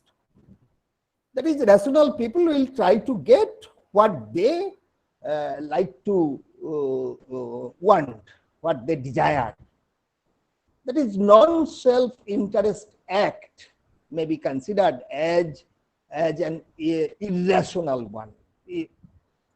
So this is the concept of neoclassical economics, and that was percolated also to other thinkings of economics. But here there is the attack from behavioral economics. That is, in behavioral economics, it is considered that no assumption should be made regarding the behavior of the economic agent. You should consider the behavior, you should postulate the behavior, observing his or her actions, behavioral actions, behavioral senses, behavioral responses. That is, instead of making any assumption, in behavioral economics, we consider behavior as actual behavior. That is, instead of axiomized, that is rationalized behavior. In behavioral economics, we consider the actual behavior. Unless and until we consider actual behavior, if you build up the model considering rational behavior, in reality, this assumption may not be tenable. And we often consider that a model should be judged on the basis of not its assumption, but based on its prediction. But in economics also often predictions may not be good one, may not be accurate one. So this rationality assumption was heavily attacked by the behavioral economics. And they talked, that is, the behavioral economists talked about actual behavior, actual human behavior, and any model, any prescription, any policy must be framed, developed on the basis of this consideration, actual behavior of the human being. And how that actual behavior is to be deciphered, is to be known through scientific experiments. That is, you should conduct the experiments, and those experiments must be the scientific one. One experiment is randomized controlled trial. And from those experiments, actually, the actual human behavior will crop up, will be known. You will be able to identify the actual human behavior. So behavioral economics heavily dependent on cognitive psychology, clinical psychology, neuroscience, scientific experiments, even medical science. If we consider the scientific experiments like randomized controlled trial, that was taken from medical science. So this is behavioral economics, and above all, economics is there, economic logic is there. So this is some sort an interdisciplinary one, this behavioral economics. And I would like to consider this one, that is how behavioral economics can be used to explain the pandemic situation, and what are the ways, way outs from this pandemic situation. I would like to deliberate. Now, if you go on to next slide, slide on behavioral biases. Here, behavioral economics, in behavioral economics, it is considered, it is postulated that, that as I mentioned, human behavior is not always a rational one. You should consider the actual behavior, and actual behavior may suffer from number of biases. And we all are suffering from those biases.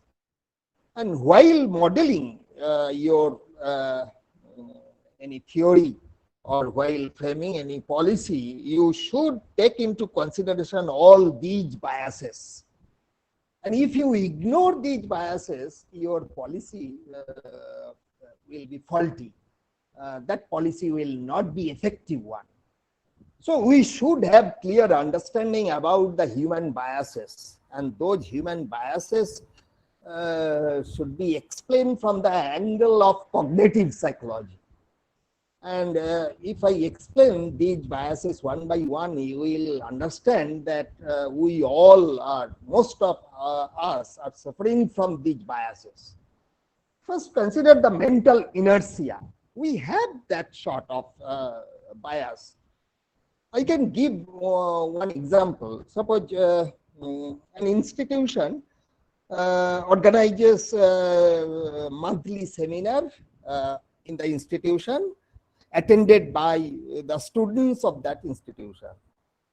And after the end of the seminar or in the mid of the seminar session, some snacks are provided to the students, and students are always given an option to select, to opt for the snacks.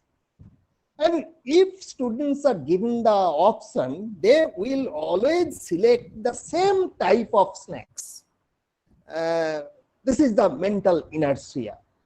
That is, and if you go to any shop, you will purchase the same brand over months. Here, this mental inertia, however, can be corrected with the help of forward planning. That means if the students are allowed to submit their options, their choices for next 6 months, then you will get variations in the choice of the snacks. But if you ask on that date the choice of the snack, same snack will be selected by a particular student. This is mental inertia. Next, coming to the second topic, that is availability heuristic.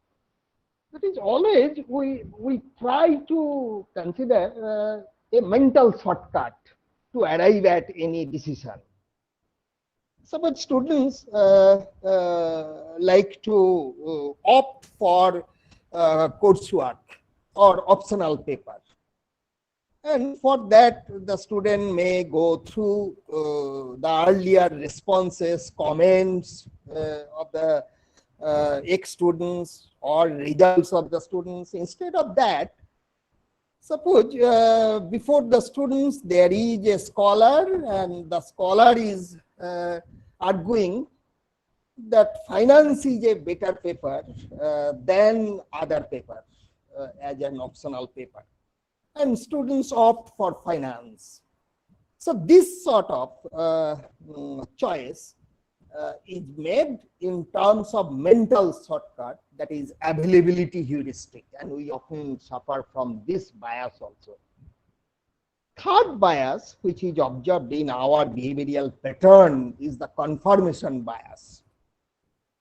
That is, we have some preconceived ideas, and we always try to confirm our preconceived ideas with the help of evidences, with the help of informations coming over time.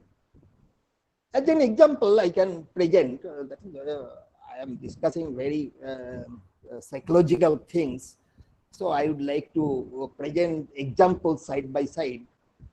So regarding confirmation bias, I'd like to give example that we often attend different TV talk shows, and suppose you are the supporter of a particular political party, and when an expert talks about that particular party, in favor of that particular party, you will remain attentive. But when someone is talking against your political party, either you will remain absent-minded, or you can build up reasons against his deliberation. So you want to get confirmed regarding your ideology from the reality show, from the talk show. This sort of bias is termed as confirmation bias. Fourth one, that is the illusion of control. Generally, people suffer from this sort, illusion of control. Suppose a plane crash happened, and you want to go to Lucknow, and instead of availing plane, you are using your own car because you are very confident that you are a good driver, and there will be no accident, car accident. So instead of plane, you are flight, you are choosing this one, that is illusion, this car driving. That is, you have full control on driving. So this is some sort of illusion, because if you consider the probability of car accident and probability of plane crash, certainly probability of car accident is greater, yet still you are preferring for driving, getting illusion of control. Next bias, that is the recency bias. Recency bias means present bias. That is, you are giving much importance to the present and you are assuming that present will be repeated in future. Suppose at present you are observing that share price is booming, and you are considering that this boom market will also continue in future, and thinking that people start buying purchase shares, and this sort of behavior is known as the recency bias. Next one is herd mentality. Herd means a group of animals. That is, herd mentality means people are influenced by the behavior of the community in which a person is living, or he is very much influenced by the peers. Suppose one person, some friends are purchasing ONGC stock, and you may also purchase ONGC stock following the behavioral pattern of your friends. So when you follow anything without putting any reason, you are following the behavioral pattern of your community or peers, PEERS, then that sort of bias is known as herd mentality. Next bias is hindsight bias. Hindsight bias means you are averring, you are being educated after happening of the things. Bilombe bodhoday. That means things happened, and after that you are being educated. This sort of bias is known as hindsight bias, that is overestimation of accuracy of prediction after the occurrence of any incident. This is hindsight bias. Next one, loss aversion. Loss aversion, I will explain that later on. That is, always pain of loss is greater than joy of equivalent gain. That is 100 rupees gain and 100 rupees loss. And pain will be greater than joy.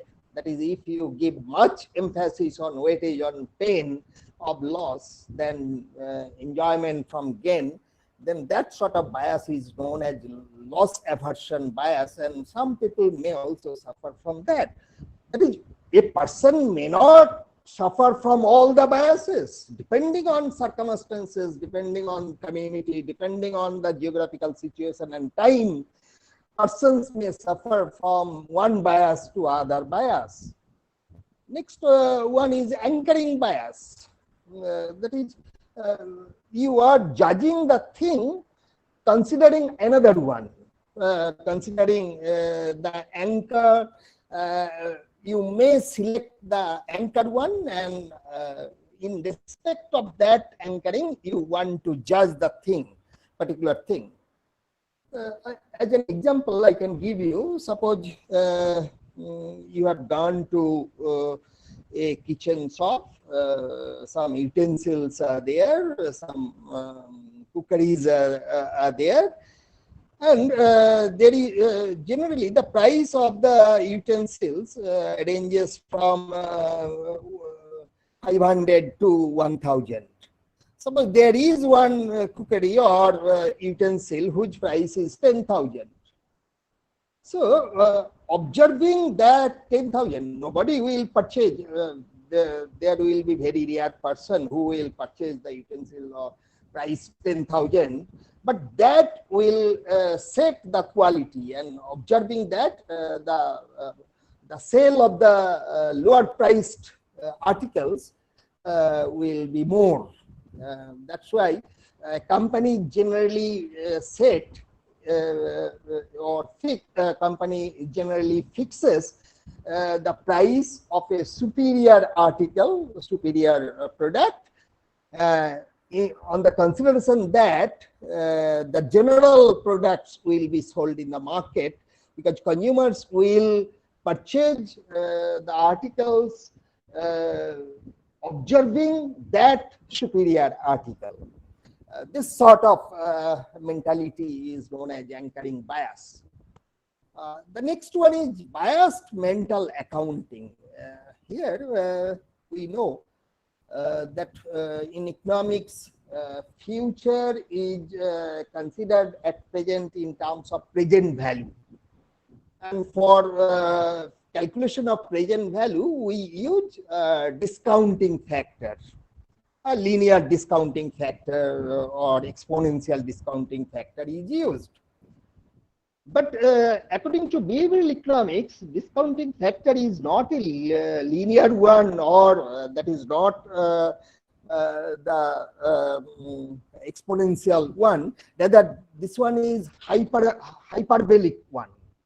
Hyperbolic one means some future values may be heavily discounted, or some future values may not be so heavily discounted. For instance, if you want to account the present value of the investments you are making for your children's future education, then your accounting, that is discounting, will be less. But if you consider any sort of enjoyment, that is investing, saving money, the future value will be used for purchasing durable goods. There, your discounting will be more. That is, here, mental accounting varies from purpose to purpose.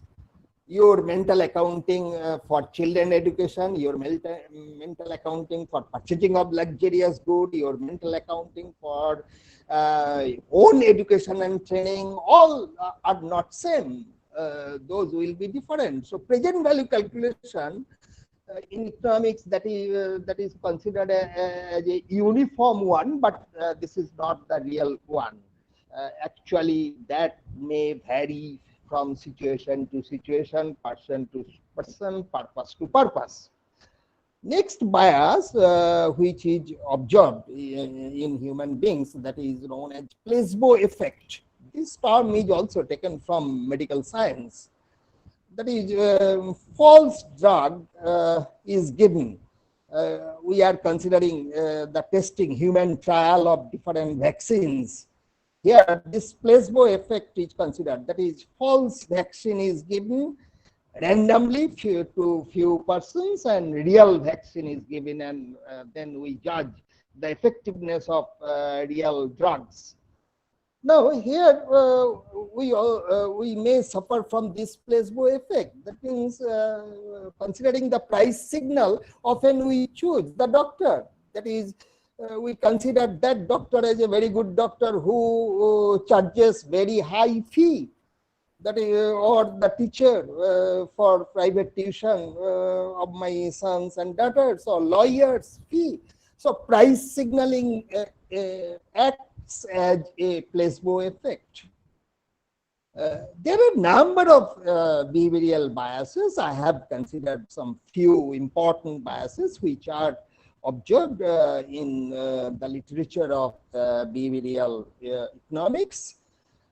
Next one, and the last one, is the framing bias, and that was placed by Kahneman and Tversky.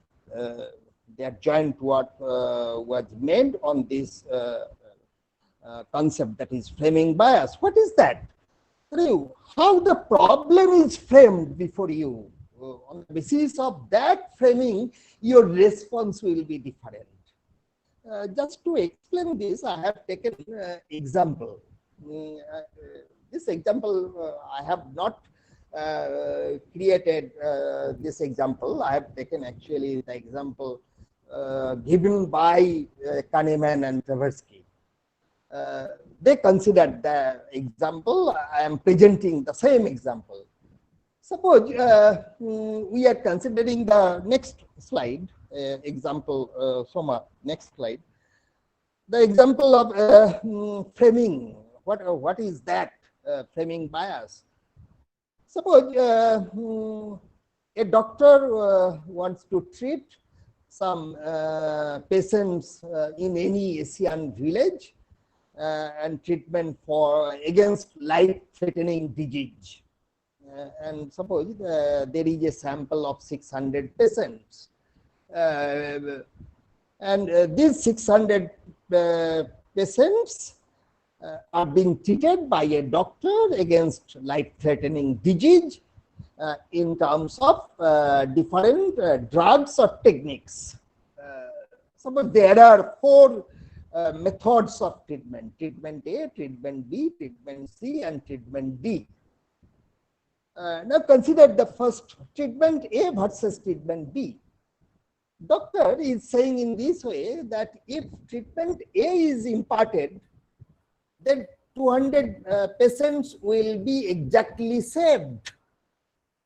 On the other hand, if treatment B is given, then there is 1/3 chance of survival. And if these two statements are presented to a patient, what will be the choice of the patient? Patient will go for treatment A, because there we see that 200 patients will be exactly saved. That is sure gain. That is choice A. But if you consider both the treatments are similar, because 1/3 chance of survival means out of 600 patients, 200 will survive. But instead of that, a chance is related in treatment B, and treatment A, statement is made as a sure survival, and patient or people will choose treatment A. Similarly, if you consider the other treatments in a other way, in different way, that is, if you frame the problem in a different fashion, here we are considering treatment C versus treatment D. Now, in treatment C, it is pointed out that 400 patients will die. If treatment C is imparted, then 400 patients will die. And if treatment D is given, then there will be, there is 1/3 chance of no death. There is 1/3 chance of no death. And if patient is asked whether you will choose D or C, always the patient will choose D, because there is 1/3 chance of death, no death. And in case of C, 400 patients will exactly die. So when you consider, and if you closely look into all the treatments, all treatments are similar. 200 patients will be saved, 1/3 chance of survival, that is 400 patients will die, that is 200 will exactly survive, and 1/3 chance of no death, that is all are similar. But here the person is making choice regarding A or D, depending on the situation, how the problem is framed before him. And this sort of bias is known as framing bias. And you can change the behavioral pattern by framing the problem in a different way. This sort of example also is given in debate of petrol pump. In some cases, money back is given, and in some cases, a discount may be given. Your response will be different.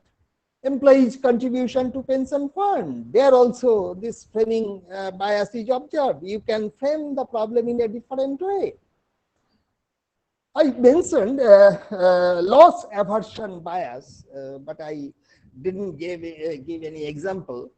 Here, consider the second example for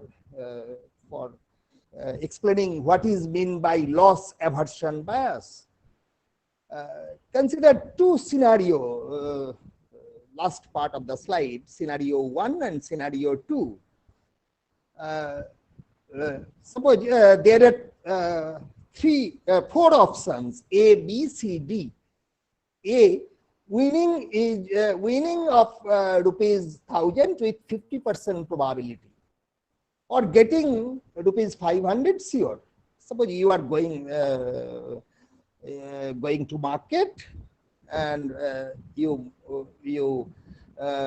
meet a person who is offering you rupees 500 sure, or you are asked to toss the coin, and if you become successful in tossing head, then you will get rupees 1,000. Then your choice will be 500, because your 500 is sure. You don't want to go to the risky situation, 50% probability of getting rupees 1,000. But the same problem is presented you in a different fashion. Suppose there is the chance of losing 1,000 with 50% probability, and losing D, losing rupees 500 sure, then you will go for C, because sure loss is avoided, and you will enter into the choice of risky loss.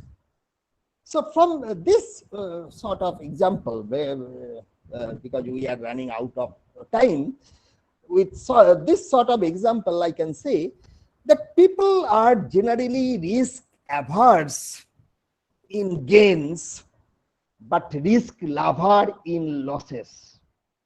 That is loss is more painful than enjoyment of equivalent gain, I mentioned earlier.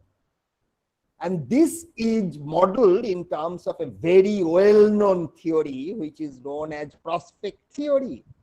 And it has wide application in IPO pricing, in share market, in finance, in number of areas. This prospect theory is used, that is giving more weightage to gains than to losses with same probability. And this was propagated, this was established by Kahneman. The next slide.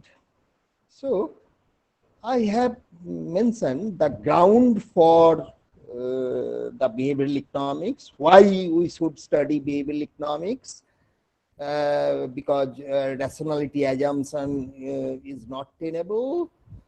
Second, actual we should consider while modeling any theory or while framing any policy, we should consider the behavioral biases of the individuals.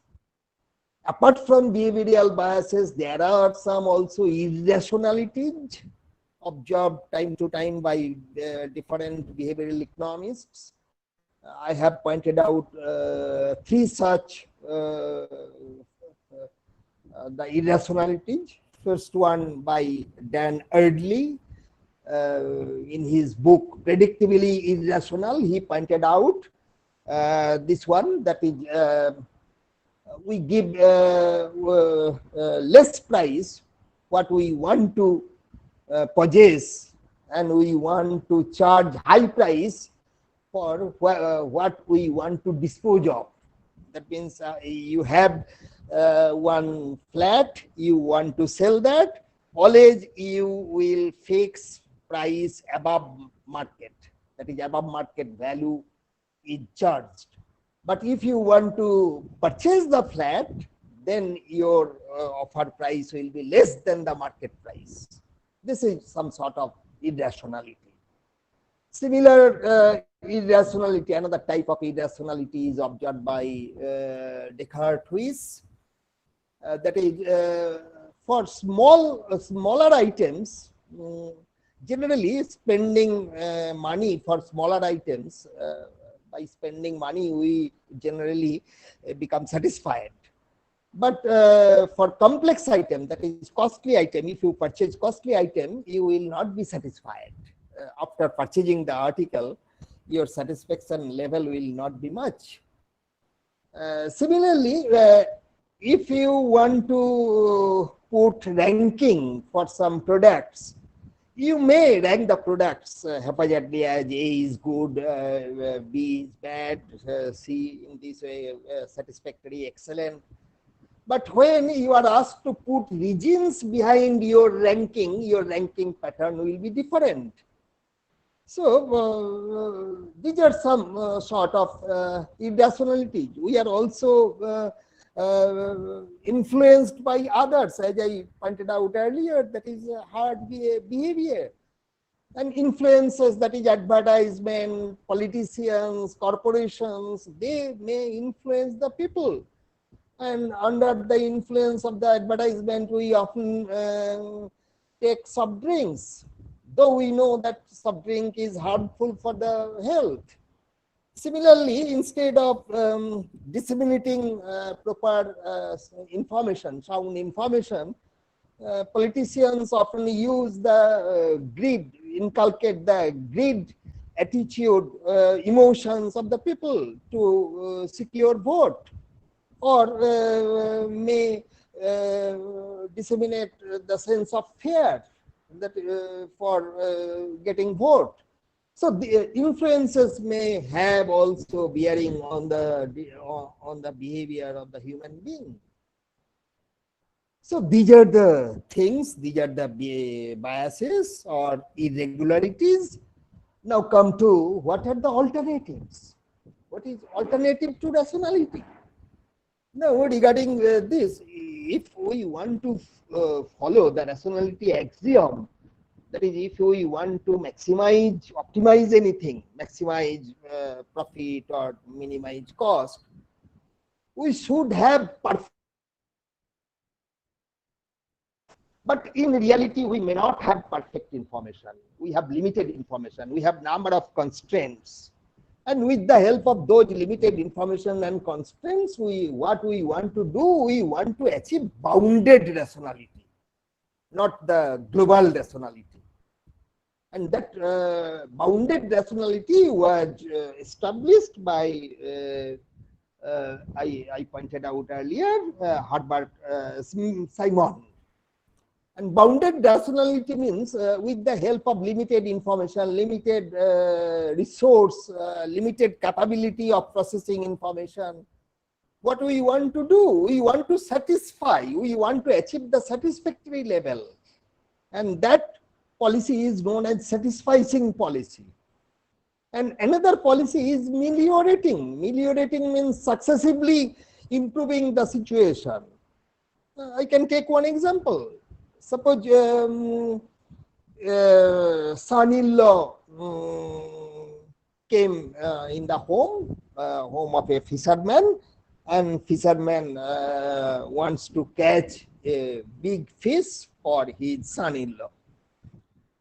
And he goes on fishing, netting the fishes, and smaller fishes are thrown in the water, and bigger one is kept. Again, another bigger one is obtained, and that smaller one is again thrown into the water. In this way, the bigger and bigger fish is selected, and this action is known as meliorating. And if you combine these two, satisficing and meliorating, you will get actually the concept of bounded rationality. I am presenting in a very simplified way. Actually, if you go through the original work, bounded rationality, that will be a bit complicated. However, very lucidly that can be presented in this way, that is, you people generally follow the policy to get satisfactory level, that is to satisfy everything, and action will be meliorating, that is successive improvement people will try to achieve. And psychologically this is known as path dependence. This process is known as path dependence, and combining these we get the concept of bounded rationality. So bounded rationality is more rational than the rationality axiom. And as I pointed out earlier, that really, in reality, we may not follow always the self-interest. The opposite of self-interest is altruism. We are not altruist. We are not self-interested. We are also not altruist. What we want to do, we want to do the general good of the society, from which my interest will be promoted. This is the common nature of the human being. And that was presented in terms of a game theory, in terms of a game that is known as ultimatum game. Those who have concept in game theory, they know. This is the extensive form of representation of ultimatum game. Suppose there are two players, player 1 and player 2, and $20 is there, and it is asked that you please divide $20 among yourselves, and both the players are kept at a safe distance. They don't have any communications between them, and it is asked to start the game to player 1. Player 1 may follow fair game policy or unfair game policy. F denotes fair game offer, U denotes unfair. Fair game means rupees $20 will be divided equally 10 and 10. $10, $10. Unfair, it is considered here that, for instance, $16 will be received by player 1 and $4 will be given to player 2. That is unfair distribution. And if any player does not accept, that is, if the offer is rejected, then both the players will not get any buck, that is any dollar, that is they will end up with $0, 0. So ultimately, if fair game is followed and player 2 accept that, then 10-10 will be the payoff. If player 2 rejects, then 0-0. In second leg also, if that is unfair game and rejected, 0-0, and unfair game player 2 accepts, then 16-4. So these will be the cases. And here 0-0 will not be achieved. That is, if self-interest is followed by player 1 will try to receive all the amount of buck, that is $20. So they will end up with 0-0 ultimately, but that will not happen. So Nash equilibrium here is obtained at $16 and $4. So some sort of society's good is maintained. In terms of this simple game example, that is the example of ultimatum game, I can establish that people are not guided solely by self-interest, also not the altruist. Some sort of common good is made by the people. Now, coming to the other next slide, that is alternative to rationality number 4. Soma, please change the slide from, hello, Soma. Please.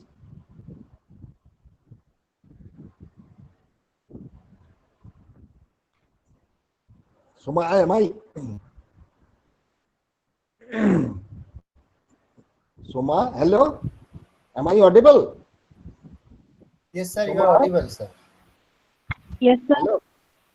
Hello. Please change the slide to slide number rationality 1, then rationality 2, rationality Sir, I have already changed it. 4. Sir, Go I to have the- already changed the Now, we are running out of time. So, how there is, I would like to say in this way, there is irrationality, there is biases, and how those irrationalities and biases can be corrected. No legal enforcement must be there. There should not be any policing. Instead of policing or putting restriction, correction can be made. And behavioral economists describe for that sort of correction, and that is known as nudge theory. And we get the concept of nudge, and it has applicability and implication. And in our economic survey also, a chapter has been devoted to explain this concept. And I think, yes, we can correct the biases in human behavior.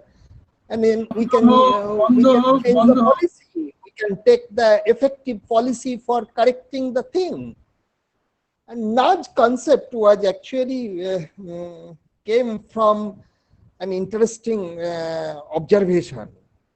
One defense personnel was deputed in Amsterdam airport to look after the lavatories and urinals situated at that airport. And it was generally observed that in the male urinal, the passengers urinate outside of the urinal pot. And to correct this sort of behavior, that defense personnel considered one thing, that is, he made up 3 urinal pots. In one urinal pot, a butterfly was embedded. In second urinal pot, one spider was engraved. And in third urinal pot, one housefly is painted, is engraved. And it is observed that people do not urinate in the pot engraving butterfly. That's a beautiful thing. People do not urinate in that pot. Similarly, out of hate, the spider pot, that is also avoided. But people generally urinate in the pot engraving where the housefly is engraved. And all the people urinate targeting that housefly. Housefly is just put up of the outlet. And hello? Hello? Do I continue? Hello? Sir, sir, it is 6:23. Sir, kindly wrap up in 5 or 6 minutes. Sir, sir, it is 6:23 or 24. Sir, sir, sir, sir, or, sir, can you hear me? Sir, can you hear me? Sir, can you hear me? Sir, sir, can you hear me? He has left the meeting, I suppose. No, sir, sir, can you hear me? Now he's there. Okay. Sir, Yes, yes. it is 6:24 almost. Kindly wrap up in 5 to 10 minutes. Okay. Within 5 minutes, I am closing the session. Okay. I am concluding it. Okay, sir. The next one, that is, I am narrating the incident of the Naj. That is, it is observed that if the housefly is engraved in the urinal pot, then everyone urinates within the pot, targeting that housefly. So here housefly acts as nudge. So nudge means a small push, and using that nudge, we can correct the irrationalities or biases in the human being. So there must be, nothing can be optimized. We shall come nearer to reality, and we want to satisfy the things, and using nudge we can correct the irregularities or irrationalities in the human behavior. This is the basic postulate of the behavioral economics.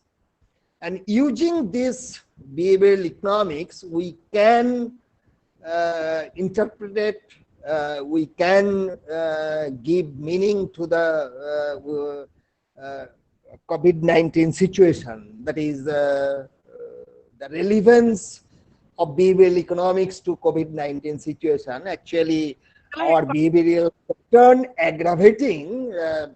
is aggravating the pandemic situation, and which is also associated with infodemic situation. That is, misinformation is being circulated amongst us regarding this pandemic. That is, we suffer from optimism bias. That is, we underestimate the risk of posed by COVID-19. We are very much overconfident about the effect. That is, we are considering that herd immunity will be developed. This was also the thinking of Britain Prime Minister. That is, immunity will grow. Status quo bias. That is, everyone will try to maintain the existing lifestyle. Young boy may go outside with his girlfriend, avoiding or ignoring, disobeying the rules and regulations of COVID-19. Present bias, we are giving much emphasis on present enjoyment, even if we are at the risk of exposure to virus. Already I pointed out hindsight bias. That is, this is very important, especially for the government. That is, after the occurrence of the incident, an individual may consider that he knows that this will happen, or this happening will take place. He or she knows it beforehand, and government officials should know it beforehand. And due to that, due to this sort of bias, actually government action is discredited. That is, question of credibility of the government comes. Similarly, framing effect. That is, if you want to get the tracing of COVID, then lost framed messages should be given, and gain framed messages for promoting the preventive behaviors. Also, we are affected by the heuristic herding behavior. That is, peers behavior, social norms also affect the human behavior. Already I explained. Confirmation bias. That is, validation of pre-existing beliefs. That is, attack or death related COVID. We consider that. Availability bias. And due to last two, we are becoming more vigilant, confused, and often panicky. Now, coming to the strategy, perhaps you have heard the name of JPAL, Abdul Latif Jamil Poverty Action Lab, where nearly 160 professors are working professors of 64 universities, and more than 400 economists are involved in this sort of exercise, that is exercise of behavioral economics. And they conducted the experiments, and out of their experiments, some policies came out. And instead of propagating that demand should be increased, and that is long-term or short-term policy, the effective policy, they pointed out that to tackle the COVID situation is first one, strengthening the information campaign. That is, we should provide specific and actionable information, and we should give much emphasis on the promotion of influence of well-connected community members and peers in place of face-to-face interaction. And information should be given through entertainment media, that is TV, YouTube, educating celebrities and characters on TV show, and leveraging their voices for uptake of recommended behaviors, that is recommended behaviors, stay at home, practice physical distancing, regular wash of hand, use of mask, etc. They also prescribe that developing new or leverage existing cash transfer program. This was also prescribed by the economists. Direct cash transfer programs should be undertaken. That is, if we don't have, we should develop the new one, or if we have existing cash transfer program, that should be leveraged. That should be, amount should be increased.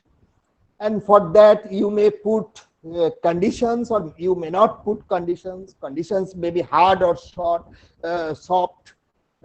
Conditions related to adhering COVID-19 related policies. And they also prescribe that ensuring widespread access to and trust in health products. That is the protective mask, test kits, hand sanitizers, and eventual vaccines, when vaccines will come. Those should be provided either at free or at a subsidized rate. And government should take policy so that people may have trust in the health system, that is clinics and the doctors. And from the angle of behavioral economics, we must also frame the nudges, that is how the behavioral pattern can be changed, and we can tackle the COVID situation economically from behavioral economists' angle. I have pointed out some nudges, that is toys embodied within the soap, and that will improve the hand washing behavior of the children. Installation of low cost hand sanitizer or soap dispensers in home or accessible spots, telling the people about that majority are following the COVID related policies. And if this is this telling is going on, then people will also follow. The remaining people will follow. Remind people of what they can do from home. That is, they can do, they can perform e-services, virtual connections. That should be reminded to the people. Publicizing recovery cases. That is, this should be propagated, the recovery cases. And facilitating authentic information, source of authentic information. That is, people should know from where authentic information can be obtained. That is, misinformation, infodemic is going on.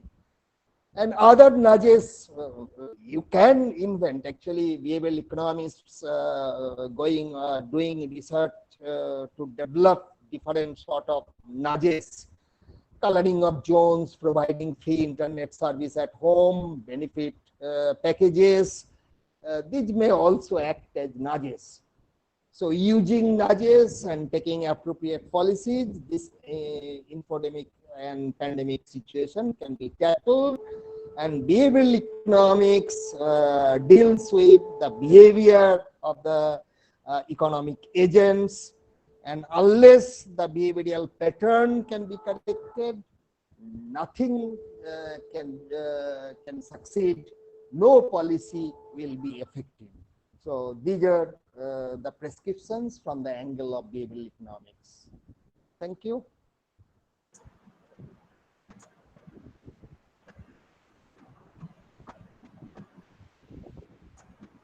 Thank you, Professor Arup Chattopadhyay, sir, for a very informative and insightful lecture. This is an unique topic you have chosen for our webinar. We were enriched a lot from your discussion. Without waiting any further, let's enter into the interactive session. The question answer session will be conducted by Dr. Shoma Saha. Over to Dr. Shoma Saha. Shoma, please. Thank you, Suparna. Thank you, Professor Arup Chattopadhyay, for your informative and insightful discussion. Now I will start the question answer session. There are several queries. However, due to paucity of time, we are not able to take all the questions. We will put forward a selected few questions, 2 or 3 questions for discussion. The first question is there any ways to get any hope to people through behavioral economics in this pandemic? Yes, I pointed out that we should take up the policy which will be accepted by the human being. And for that, experiments are to be made. And actually, experiments are going on. I pointed out one such experiment. Experiment is done by JPAL, Jamil Poverty Action Lab. As for those experiments, some prescriptions I have pointed out, that is effective communications, that is informative, strengthening information campaign, cash transfer, and building up the trust in the health services, health products and services, and also access, e.g. access. We will be able to tackle this pandemic situation, and I am sure that we earlier tackled number of pandemic situations like Spanish flu, plagues. Also this situation, we will be able to overcome this situation through our joint effort. Thank you. Next. Thank you, sir. Next question is, due to poor medical and health infrastructure, many patients died and government spent very less portion on medical facilities out of GDP. Do you think that this attitude or mindset will be changed? Will the government focus in building medical and health infrastructure? You are very much correct. You are very much correct. Actually, if you consider the conventional economics, already you attended 3 earlier lectures. And with the help of conventional economic thinking, what we observe at present, huge unemployment, huge inequality. That is, inequality is going on day by day over the countries and within country. Marginalization of the laborers, that is huge unemployment, poverty, inequality, everything. And for correction of these, we should take appropriate policy.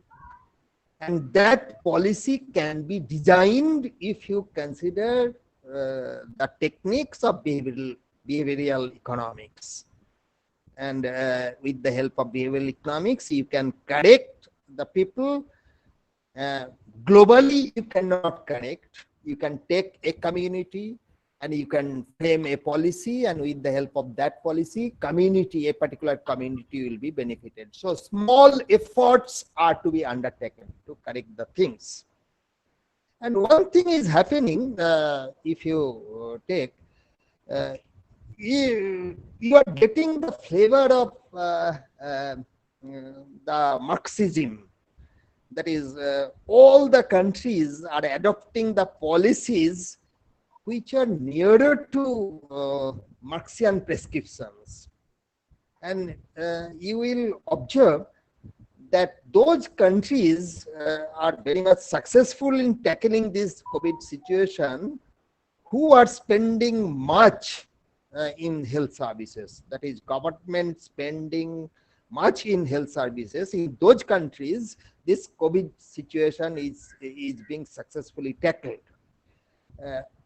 And the problem is, you may generate demand, but if you consider, if you go through the literature of post-COVID new normal situation, people will not be spendthrift as is inculcated by the proponents of capitalism.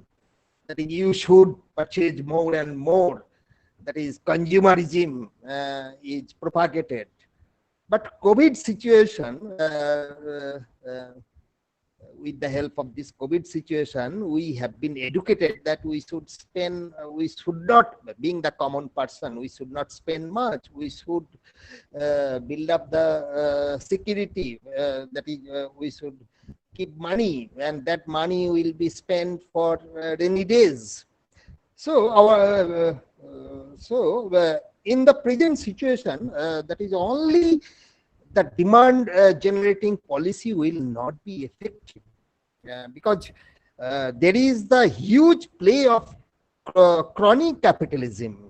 That is, nexus between the bureaucrats and politicians and capitalists. In that way, things are being aggravated. And out of this pandemic situation, private capital is squeezing, is acquiring more and more profit out of the pocket of the common human being. You observe the huge medical bill, huge price of the sanitizers, masks, and prices of the drugs. So in this present situation, every country is following the policy. That is, government spending is necessary, and government spending in health services is necessary. And if we do not do that, this sort of pandemic situation cannot be tackled. You are right one. Thank you. Thank you, sir. The third question, and it is the last question: how mental bias affects economic growth? Actually, for economic growth, capital formation is needed for developing countries. For developed countries, adequate demand protection should be maintained. But these are the overall prescriptions, and if we are very much overpowered by the nitty-gritties of mathematical models, then we will miss the trend. That is, we will not be able to successfully frame the policies by which community will be developed. So, to develop the country, we should develop all the persons, all the communities, and communities are not homogeneous. In the in the globalization scenario, what is being inculcated, disseminated, that is unification, integration. All markets are to be integrated. same product will be sold either in US market or in Indian market or in African market. So globalization is nothing but integration. And for integration, what is needed, that is, we are not considering the country market, we are considering the global market. And from capitalist point of view, this sort of market is to be developed. With the help of this sort of market, only the capitalist will be benefited. And these flaws will crop up. That is, huge inequality, poverty, unemployment, marginalization of the labor. So if we want to correct the problems, then we have to forego the niceties or integrities or fineness of the mathematical models or conventional economic models, growth theories. Rather, we should concentrate on specific problems of the specific community in a specific area. And for that, we should identify the human biases or irregularities or irrationalities considering that particular community. And policies are to be framed accordingly so that community will be developed. And the same policy cannot be followed, should not be implemented globally for all the countries, all the communities. So that will differ from community to community, and mental biases should be considered while framing the appropriate policies. And in that way, policy will be effective. Okay, thank you, sir. Due to paucity of time, we are not able to proceed with the discussion anymore. I have also concluded the thing abruptly. No, sir. Due to Last paucity of question. time. Okay, sir. We had a very fruitful interactive session. Thank you, Professor Arup Chattopadhyay, sir, for sparing your valuable time and answering the questions for the participants. Now, I would request, thank you, sir. Now, I would request Dr. Debashish Joddar, Assistant Professor and Head of Department of Economics, Vidyasagar Metropolitan College, to give the vote of thanks and formally conclude the webinar. Over to Dr. Debashish Joddar. Sir, please. Thank you, Dr. Shoma Saha. Thank you, Dr. Shoma Saha, Assistant Professor, Netaji Nagar College for Women, for giving this opportunity. Respected Principal, Netaji Nagar College for Women, and Principal, Vidyasagar Metropolitan College, respected distinguished speakers, and dear participants, we have reached at the end of the 2 days international webinar. I want to express my sincere gratitude to the 4 eminent speakers, Dr. Soikat Sinha Rai, Professor, the Department of Economics, Jadavpur University, Dr. Santo Sadhu, Senior Research Scientist, International Programs Departments, NORC, University of Chicago, Dr. Ajitabu Rai Choudhury, Professor, the Department of Economics, Jadavpur University, Dr. Arup Kumar Chattopadhyay, Professor, the Department of Economics, University of Burdwan, who have enriched us by sharing their views, ideas, experiences, and valuable opinions on economic predicament and PANACEA for COVID-19.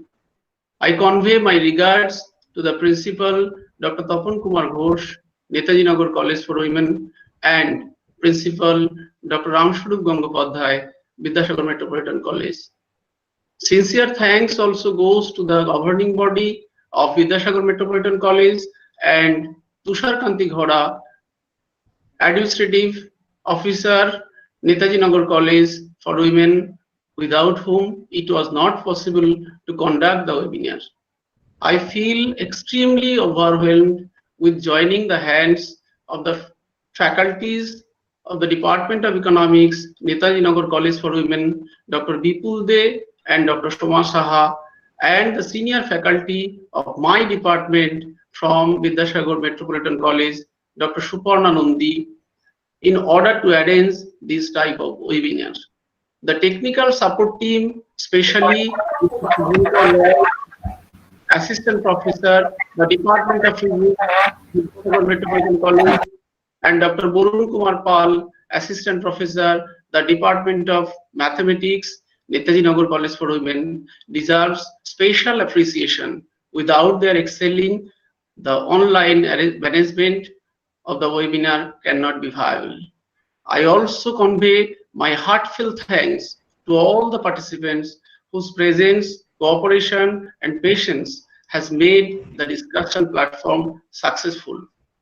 And last but not the least, I convey my regards and earnest love to the entire stakeholders of Netaji Nagar College for Women and Vidyasagar Metropolitan College. And I thank you again all. Stay safe, stay healthy. Goodbye. I conclude the webinar. Thank you. সবাইকে